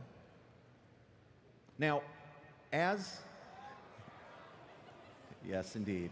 As they're even cuter in person. As we explore Vol'dun, we will come across a native race of fox people known as the Volpera, who I know we will be compelled to help because of just how cute and cuddly they are. Just want to eat them up. And Vol'dun's got its share of baddies as well, like these snake men, the Sethrak, who will make sure that your stay here is unpleasant. Let's take a look at a video of Vol'dun.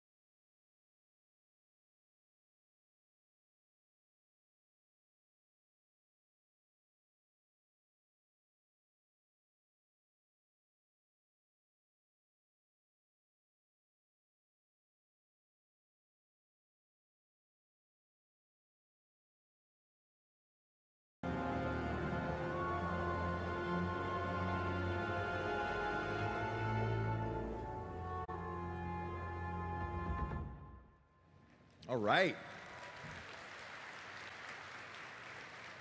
And that was Zandalar.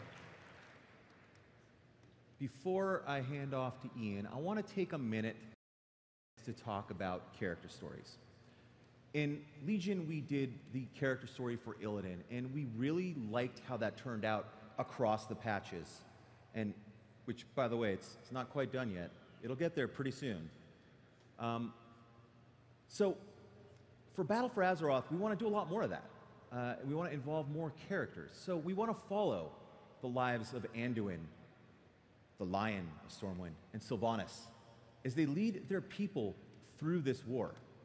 And of course, we're going to adventure with Jaina as she goes to her homeland, Kul Tiras.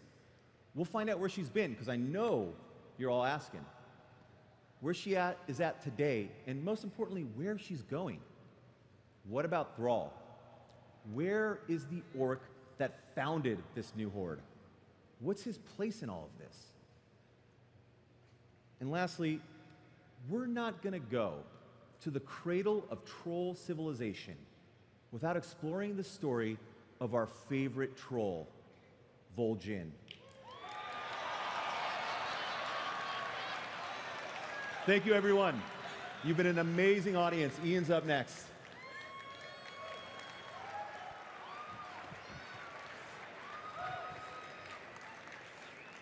We told you we'd get back to Vol'jin. Thank you, Alex. Okay, so you have just heard all about the world that you're going to be exploring. Let me start talking a bit about how you're going to be exploring it. So just some of the basics first. So as Alex mentioned, we have 6 zones spanning 2 continents. 3 on Kul Tiras, 3 on Zandalar. And because of the nature of the story here, the way you're going to level up, Alliance players will head off to Tiragard initially, Horde players will head off to Zuldazar, and you will level to 120, primarily in your own faction's continent, as you learn to understand their problems and solve those problems. We're still going to have the scaling zone tech we had in Legion, so you can pick which of the 3 zones you want to start in, which problem you want to solve first. play your way through those content as you prefer. Now, at max level, the entire world will open up to you, effectively doubling the amount of outdoor space that you'll be actively engaged in when you are 120. Now, it might be easy to lose track as you are dealing with the problems of the Kul Tirans and of the Zandalari. It might be easy to lose track of the larger conflict in which Azeroth as a whole is embroiled. And so just as we had the Garrison campaign in Warlords and the Class Order campaign in Legion, we have two epic Alliance and Horde war campaign arcs that will weave their way throughout the level up experience and beyond, anchoring you in the larger war consuming the world, as well as beginning to as an Alliance player that will set the stage for the eventual 120 experience when it all opens up. Now, at max level, there will be world quests, there will be emissaries. We're very happy with how this has played out in Legion. We want to continue to build upon it, refine it, learn from what's worked, what hasn't, but that structure is here. In Legion, we want to continue to build upon it, refine it, learn from what's worked, what hasn't, but that structure is here to stay. Now, let's start talking a little bit about features. So, allied races. So, as we've heard, the lines of battle here have been drawn. It's hard to remain neutral in Azeroth going forward. Alliance and Horde are looking for all the help they can get. And part of what that means is seeking out potential allies, turning to friends that we've been through great hardship together, and seeing if they will join our cause. And you, as a champion of the Alliance or champion of the Horde, are going to be one of those doing that.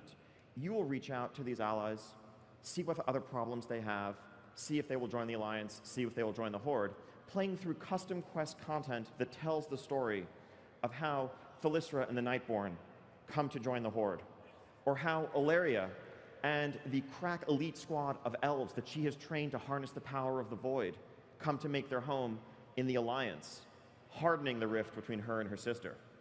You will play through those quests, and once you do, you will unlock the ability to make that allied race as a new character across your account.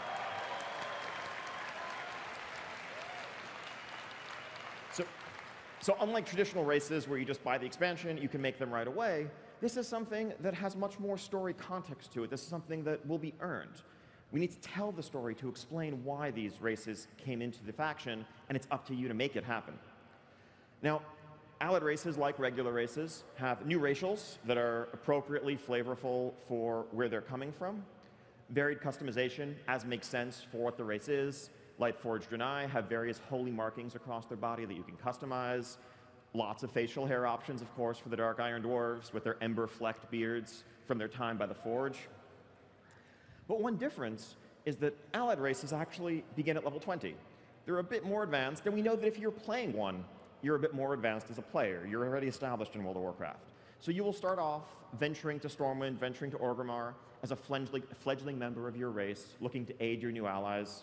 You'll adventure throughout the world, do what you can on their behalf, and eventually make your way to join the front of battle at max level. Now, you can race change if you want once you've unlocked them. You can boost an allied race. We don't want to limit those options. If you've played, let's say, a Dwarven Paladin for years, but in your heart of hearts you've always wished you could be a Dark Iron Dwarven Paladin, we don't want to make you make a new character or abandon your main to make that happen. But at the same time, we also want to make sure it doesn't feel like that's the right or only or efficient way to do this.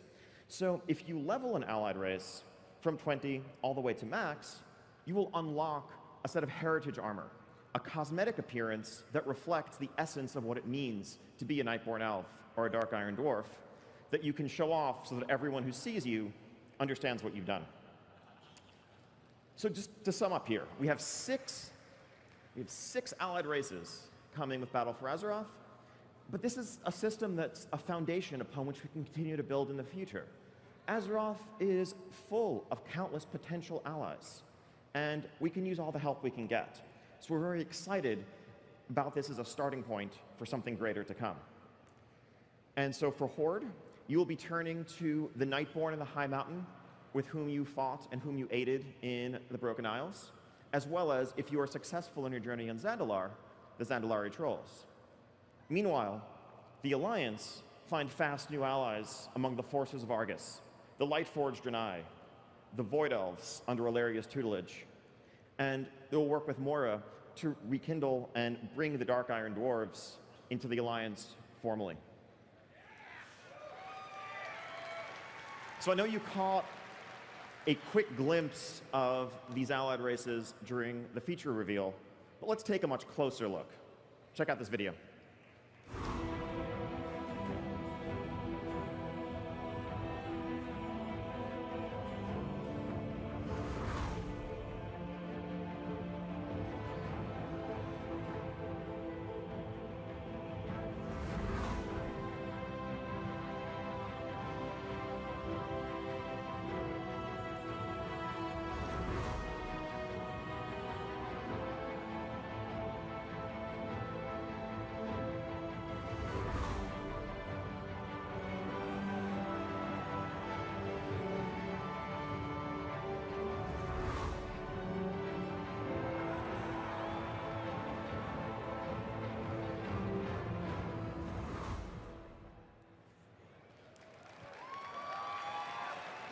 So, pretty cool. One nice thing about the cosmetic armor sets, and you saw all those heritage armor sets in that video, is as cosmetic transmog appearances, these are universal. So if you, for example, played a Dwarven caster and always wished you could have a more battle mage type look, doesn't matter if you wear cloth, you can still transmog it to look like that dark runic male and show that off. So now, I just mentioned that we are inviting players to journey through Azeroth once again, to start off with these allied races at level 20 and explore. Now, if you've done something like that recently, you've probably noticed the experience is kind of rough around the edges. Now, the content, the world, the stories, those hold up. Those are great. There's humor, there's life there. But the pacing of the experience is all off. If you're trying to play through, let's say, Hillsbrad, you'll quickly find that about halfway through the zone, a lot of the quests in your log are turning green or even gray. On the one hand, all the mechanics of the game are telling you to get out of there, to move along for better rewards, more experience, a place where you belong, while the story is telling you to stay because you want to see what happens next. We want to solve that. Now, in Legion, during the level up experience, we introduced the concept of scaling zones, and that allowed players to pick and choose their way through that experience. So,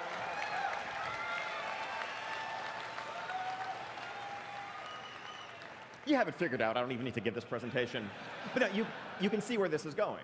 So we are looking to take that tech and expand it to the entirety of World of Warcraft.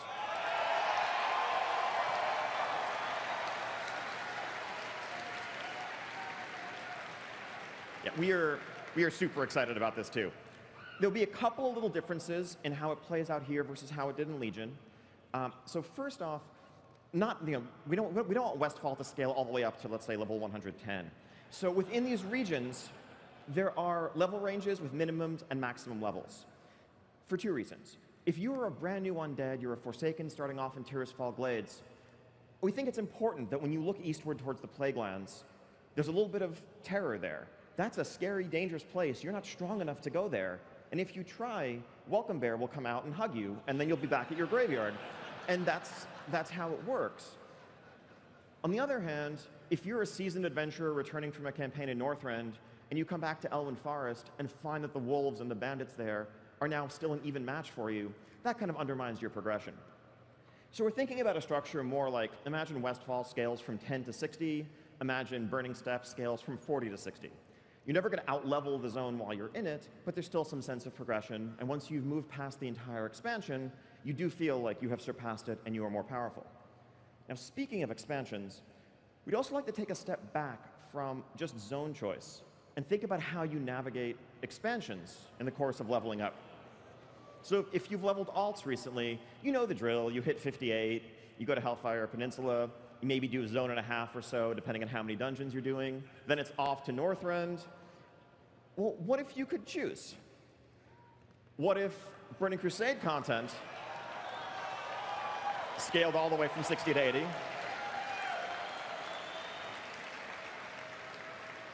It's pretty self-explanatory.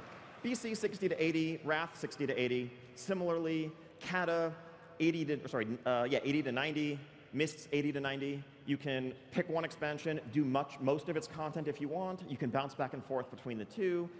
It's flexible. The point is player choice. The point is having the experience that you want to have as you're leveling through WoW. And yes, this applies to dungeons. It applies to all the rewards along the way.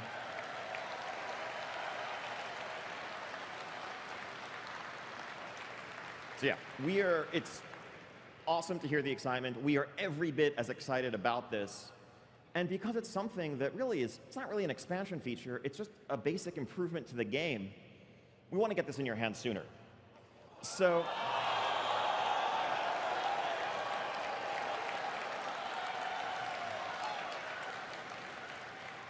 you may have noticed the patch that just went live was 7.3.2. That was a small infrastructure thing. We have a proper 7.3.5 around the corner. It'll be coming to PTR in just a few weeks, and you will be able to see the beginnings of many of these improvements there. We can't wait to hear your feedback. We want to get this in your hands ASAP.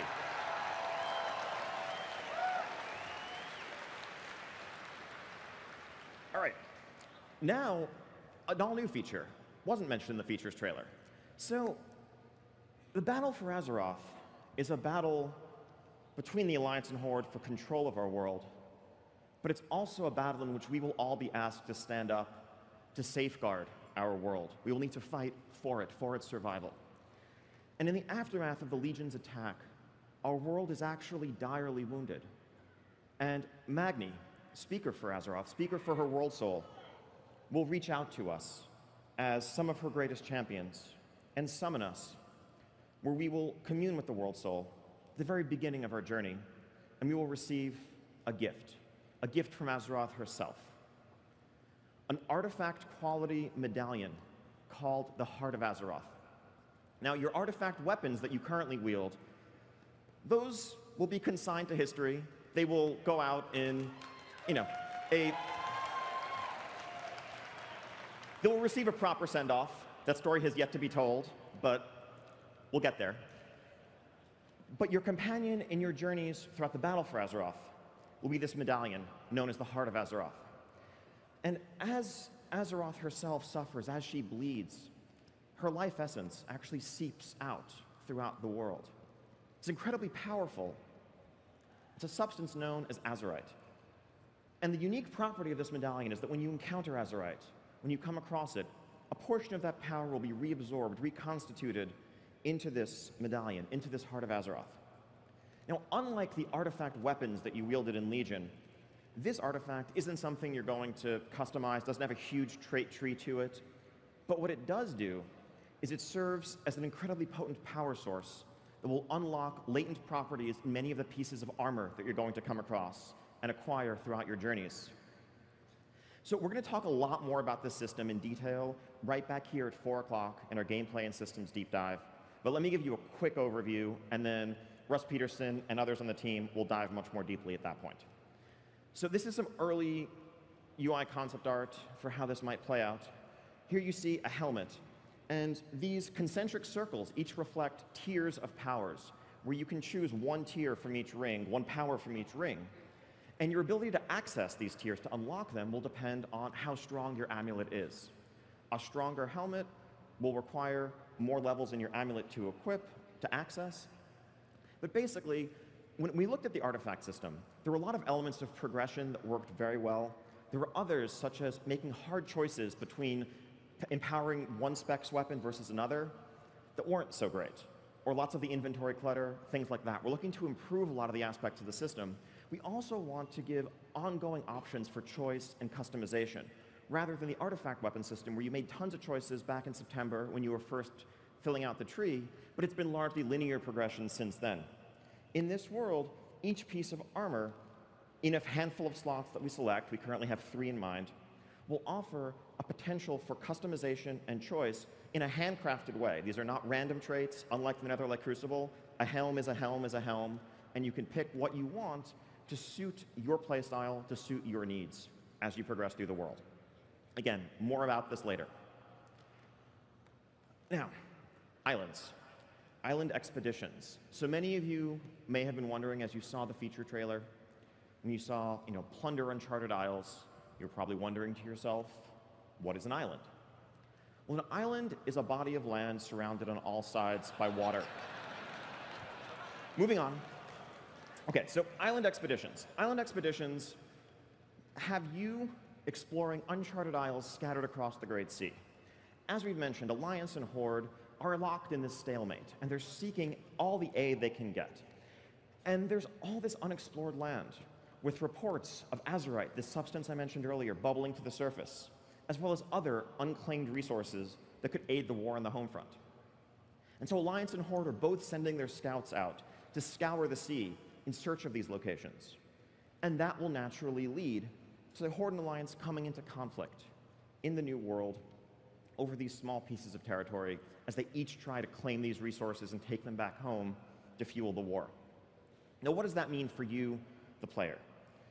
So island expeditions are 3-player cooperative gameplay, role agnostic, and they are a culmination and a reflection of lessons that we have learned throughout many years of developing content, many expansions worth of content development, ranging from Mists of Pandaria scenarios, to scaling difficulty in Mythic Keystone Dungeons, to randomization and variability of world quest spawning, and more. The theme here is one of exploration, of when you set out for an island, when you set out to an island, you don't know exactly what you're going to find, even if you've been to that island before. On one visit, a given island might be occupied by a settlement of trolls. Some are peaceful, and if you work with them and perform quests for them and solve their problems, they will give you some of their stores. Others are hostile. You might return another time and find that an ancient curse has wiped out life on the island, and undead are rising from their graves, and there are crypts for you to explore. Yet another time, a band of marauding Mogu might have come from Pandaria, taken over the island themselves, and set up shop. In all of these cases, you're going to find different friends, different enemies, different challenges, different events, different objectives. It's going to be one of the most, if not the most, variable, dynamic, replayable experiences we've ever offered in World of Warcraft. And to add another layer of dynamic gameplay here, again, as I mentioned, this is about Horde and Alliance skirmishing. And so, as you and your 2 allies roll up in a Horde ship, you will also find that shortly thereafter, 3 agents of the Alliance have arrived. And now, these are NPCs, but they are not any NPCs that you've ever seen before. They're not just looking to run up to you and punch you or cast fireballs at you. They're not like scripted boss encounters. They're a bit smarter than that. They'll behave strategically, they'll behave tactically, to complete objectives on the island and to thwart you as you try to do that as well. So even if you were on the exact same island, it still wouldn't play out the same way twice, because you're contending with variable opposing forces and having to deal with them the whole way through. And finally, if you want to match wits against 3 other players, you can do that too. And so these island expeditions can create an all-new type of PvPvE gameplay, where you are completing objectives, racing against enemy players to do so, and killing each other where it makes sense. All right, so on the other end of the spectrum, from island expeditions are small-scale skirmish in the New World. Warfronts tell the story of large-scale battles back on the home front. This is the battle for Azeroth between the Alliance and the Horde. This is what all the resources are for. This is what the alliances are for. This is the fight that we need to win. And what does large-scale battle mean for us? Well, we have so much fantasy to draw upon here, going all the way back to the real-time strategy roots of the franchise, going back to Warcraft 2, going back to Warcraft 3. Let me give you this hypothetical fact pattern. You are the commander of an Alliance expeditionary force tasked with landing in enemy-controlled lands. Secure an outpost, build it up, secure supply lines, protect them, build up your base, upgrade your buildings, train troops, and then lead them out into enemy territory, eventually sieging and overwhelming the enemy fortification and crushing them. I just described about 2/3 of all Warcraft campaign maps right there. Well, this is World of Warcraft, and let's put you in that experience. This isn't an RTS. This is you as a champion on the front lines, playing out that fantasy living that experience. What does this mean?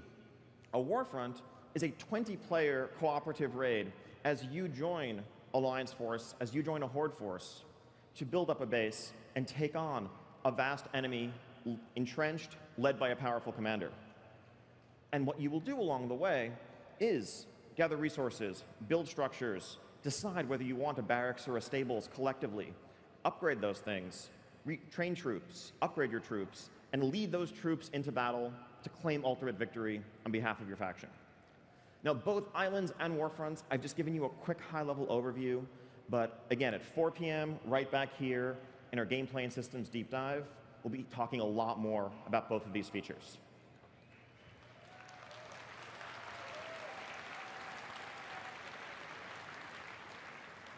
Okay. Now, the last couple of features I've talked about are primarily PvE features against large NPC armies. Battle for Azeroth is also going to be a great expansion for those of you who love PvP. So first off, we're adding a couple new arenas. We have a new arena coming in Kul Tiras, a new arena in Zandalar, capturing the aesthetics of those places, new environments within which you can pit your skills against one another. We also have a new battleground coming called the Seething Shore. Now, this battleground is located just off the coast of Silithus. For some reason, the Alliance and the Horde have decided that this barren stretch of desert is worth fighting over. I don't know why. There's nothing interesting going on in Silithus, but for some crazy reason, commanders of both factions decided to go fight over it. Weird. But as it turns out, for some reason, there's a lot of Azerite that seems to be bubbling to the surface in Silithus, and this becomes a natural point of contention. So the way this plays out is as a new type of battleground that has dynamic control points. So imagine Arathi Basin if there were multiple possible flag locations and you never knew exactly where the control point was going to spawn. You had to adapt, you had to keep on the move. Here's a quick look at the layout from an internal sketch of this battleground. Each of those crystal nodes you see on the map is a potential point where an Azerite fusion could occur. I think there's about 3 active at a given time. So as you're skirmishing over control of one, you might see the one has popped up on the other side of the map. You have to make a choice between how many people you're going to keep to try to contest the current one versus who's going to break off and try to claim the new one. Very fast-paced action, keep you on your toes. We're really excited about this. And it's actually part of the story that we're telling. It's part of the events that will lead up to Battle for Azeroth.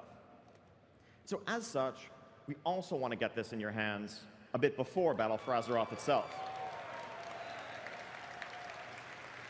So keep an eye on the PTR, and we want to get this coming your way soon.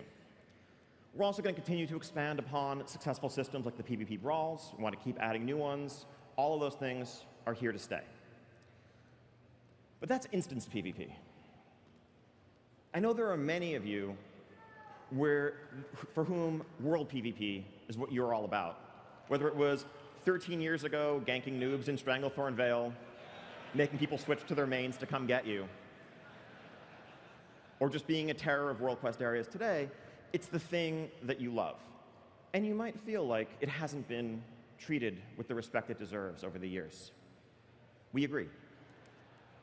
In a lot of ways, our PvP rule set for World PvP hasn't really changed since 2005. I guess we got rid of dishonorable kills about 10 years ago. So we should bring them back. No. But the way in which you play the game has changed tremendously. Over the years, server transfers opened up. People want to move around to play with their friends, to find new guilds. As it turns out, most people prefer to transfer to servers where their faction is already dominant, leading to more and more lopsided populations. Ease of travel around the world and power scaling have changed significantly. You could be trying to fight someone, and they could, CC you, get away, mount up, fly away, you never see them again. And much more recently, we have cross-realm gameplay. You might join a World Quest group in the pre-made group finder, and even though you're on a PvP server, you could join the group and suddenly find that you're surrounded by orange names because you just landed on a PvE realm, or vice versa. In a lot of ways, our rule set doesn't necessarily make a ton of sense for the way the game is right now and how people play the game. That's something we'd like to re-examine. And so I think there's 2 audiences that we're thinking of as we approach these changes. First off, there are likely many of you in the audience and watching at home who play on PvP servers today, but it's not really the gameplay you're looking for. You're there because that's where your friends want it to be. That's where you ended up many years ago. You don't want to pay money for a server transfer. You don't want to leave your friends to change that. But you might be actually sitting here hearing about and thinking about this expansion we're talking about, where you'll be venturing into enemy-controlled lands with a bit of trepidation, thinking, that sounds actually pretty frustrating. On the other end of the spectrum, there are those of you who love World PvP and feel like, exactly, and feel like that's part of what makes World of Warcraft, and you want more of it. You want it to be more balanced, you want it to be more interesting, and you want it to occur more organically. We agree.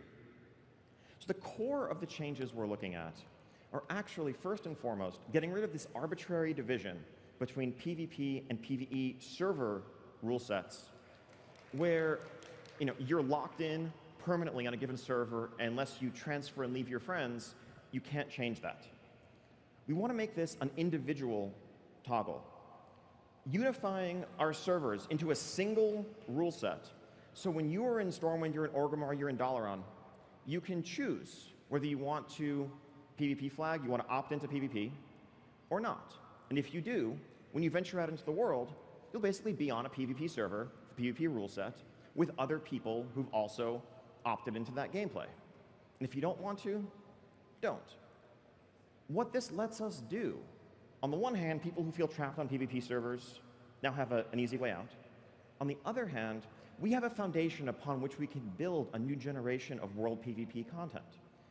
In the past, whenever internally we would think about and debate ideas for really cool World PvP stuff, it always ran into this roadblock of, well, what does that mean if you're on a PvE server? Does that just mean that half of the players of our game can't access that content meaningfully? And that always felt like a really large stumbling block. We could create all new content, whether it's bounty hunting quests or quests that send you to assassinate high-value targets in enemy territory, and encourage some of that organic conflict and reward it in a way that we never could before. Now, also, we realize you may be hearing this and thinking, well, why would I ever activate PvP just to go out and do my world quests? That feel like this is probably just going to be a bunch of people deathmatching across our zones, turning them into giant arenas. And that's not actually what World PvP is about, right? World PvP is that organic encounter that occurs. And so, in order to offset that inefficiency, we do want to offer some bonuses to something like experience gain, reputation gain, where it makes sense for questing with PvP mode enabled. The point of this is not to make this feel like the right or the only way to play if you don't like PvP, but rather to make it feel like it's worth your time if you do. Play the way you want to play. We'll have a lot more to talk about this in the future, but the aim of these changes is to build a foundation upon which we can make World PvP great again.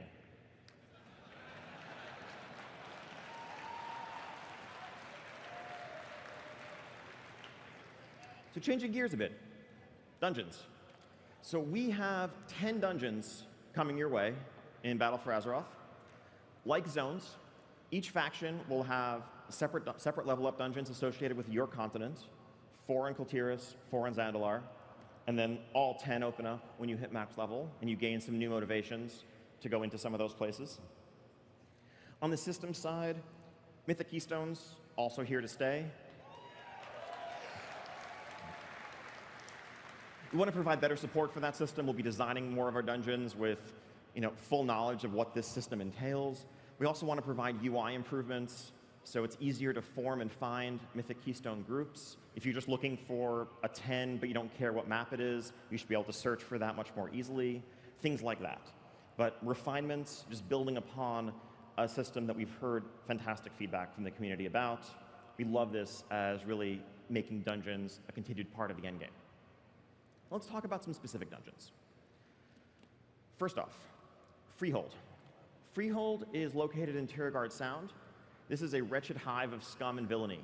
It is full of brigands and outlaws and cut purses, and you're going to have to go through this place if you want to put a stop to some of the problems that Kul Tiras is facing. Let's take a look at a video of Freehold.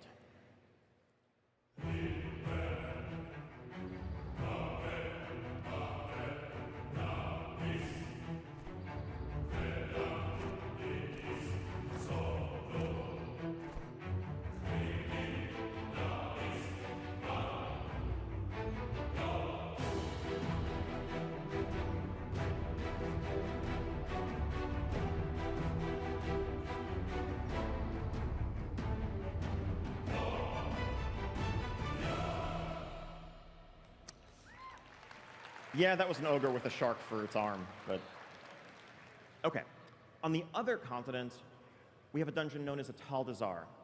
This is a tomb of ancient Zandalari kings located in the zone of Zuldazar. But there are dark forces present here.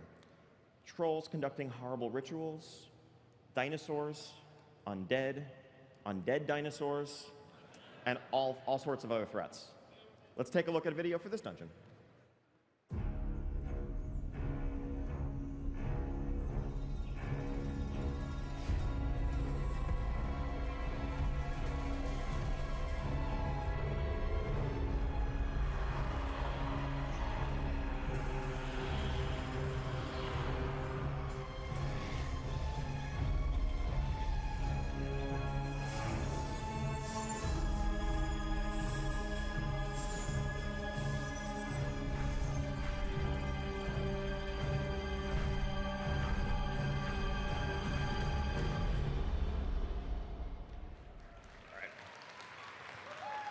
So both of those dungeons are also fully playable here on the show floor today for a total of 4 separate experiences. Alliance questing, Horde questing, Alliance dungeon, Horde dungeon.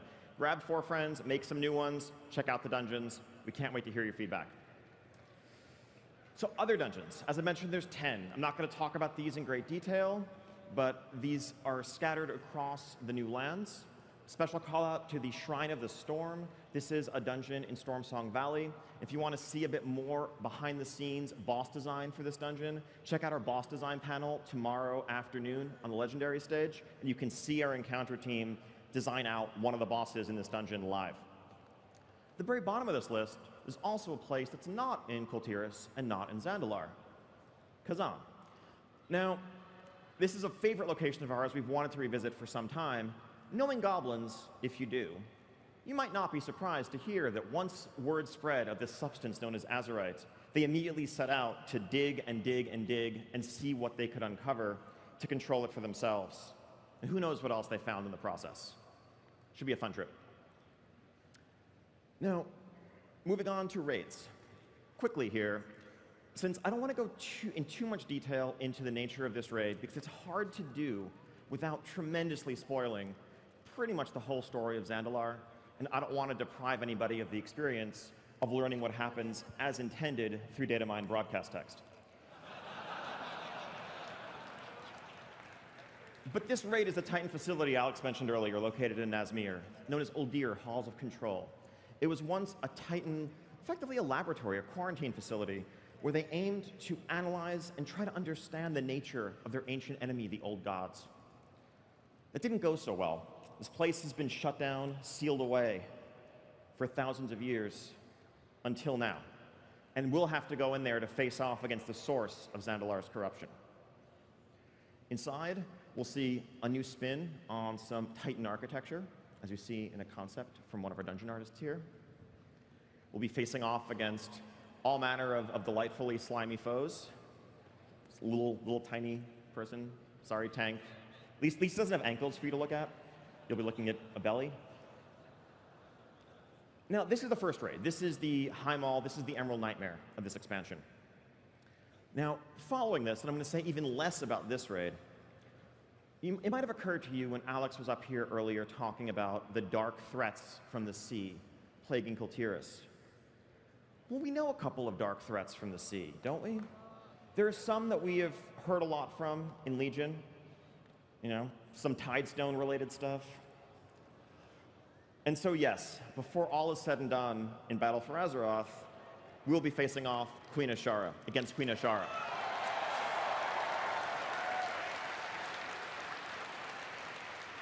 So lots more story to tell on that front. And yes. And so the stage is set for the Battle for Azeroth. We have Crimson Red continent in the west, Royal Blue in the east, and a vast expanse of ocean in between. We as champions of the Alliance and the Horde will set out to explore islands, battle on war fronts, and uncover mysteries that threaten to undermine the very world beneath our feet. Because at the end of the day, does it matter who wins the Battle for Azeroth if there's nothing left for the victor to claim? So thank you so much for coming out. Thank you so much for joining us for the beginning of this adventure. It's always a joy. We have so much more information to share over the course of the afternoon here at BlizzCon, starting in just a few hours right back here on this stage. And if you have any questions about what you've heard, submit those questions up at the Darkmoon Fair or online for our Q&A tomorrow afternoon, focused exclusively on Battle for Azeroth content and what lies ahead. Also check out our art panel and Legendary stage tomorrow, and so much more. Thank you so, so much. Welcome to BlizzCon. Have a wonderful weekend.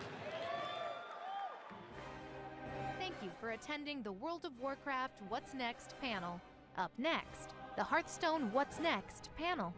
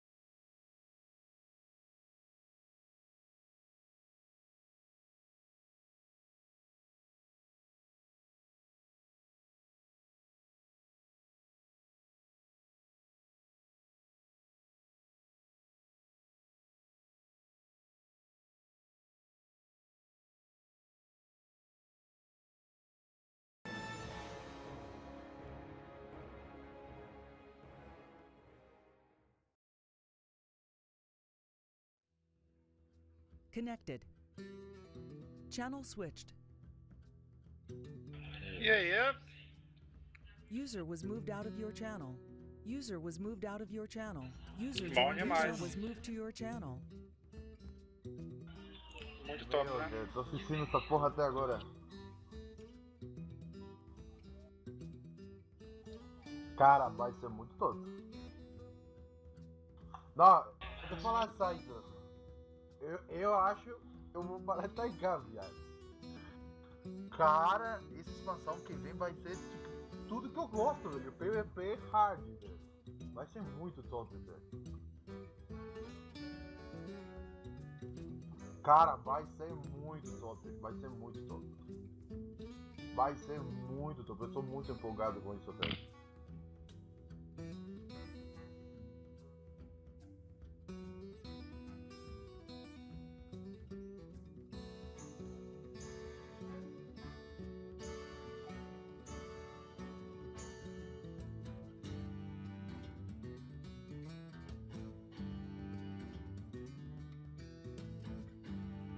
Aí, aquelas raças novas realmente pra poder jogar que eu não peguei no início. A partir do nível 20, né? Ou alguma coisa assim. Mas elas só vão ser liberadas na nova expansão ou tipo no 7.3.5 que nem eles falaram? 8.0. É. E o lance, tipo, do eles World falaram PVP que eu não vão entendi. vir temprano. O lance do World PVP.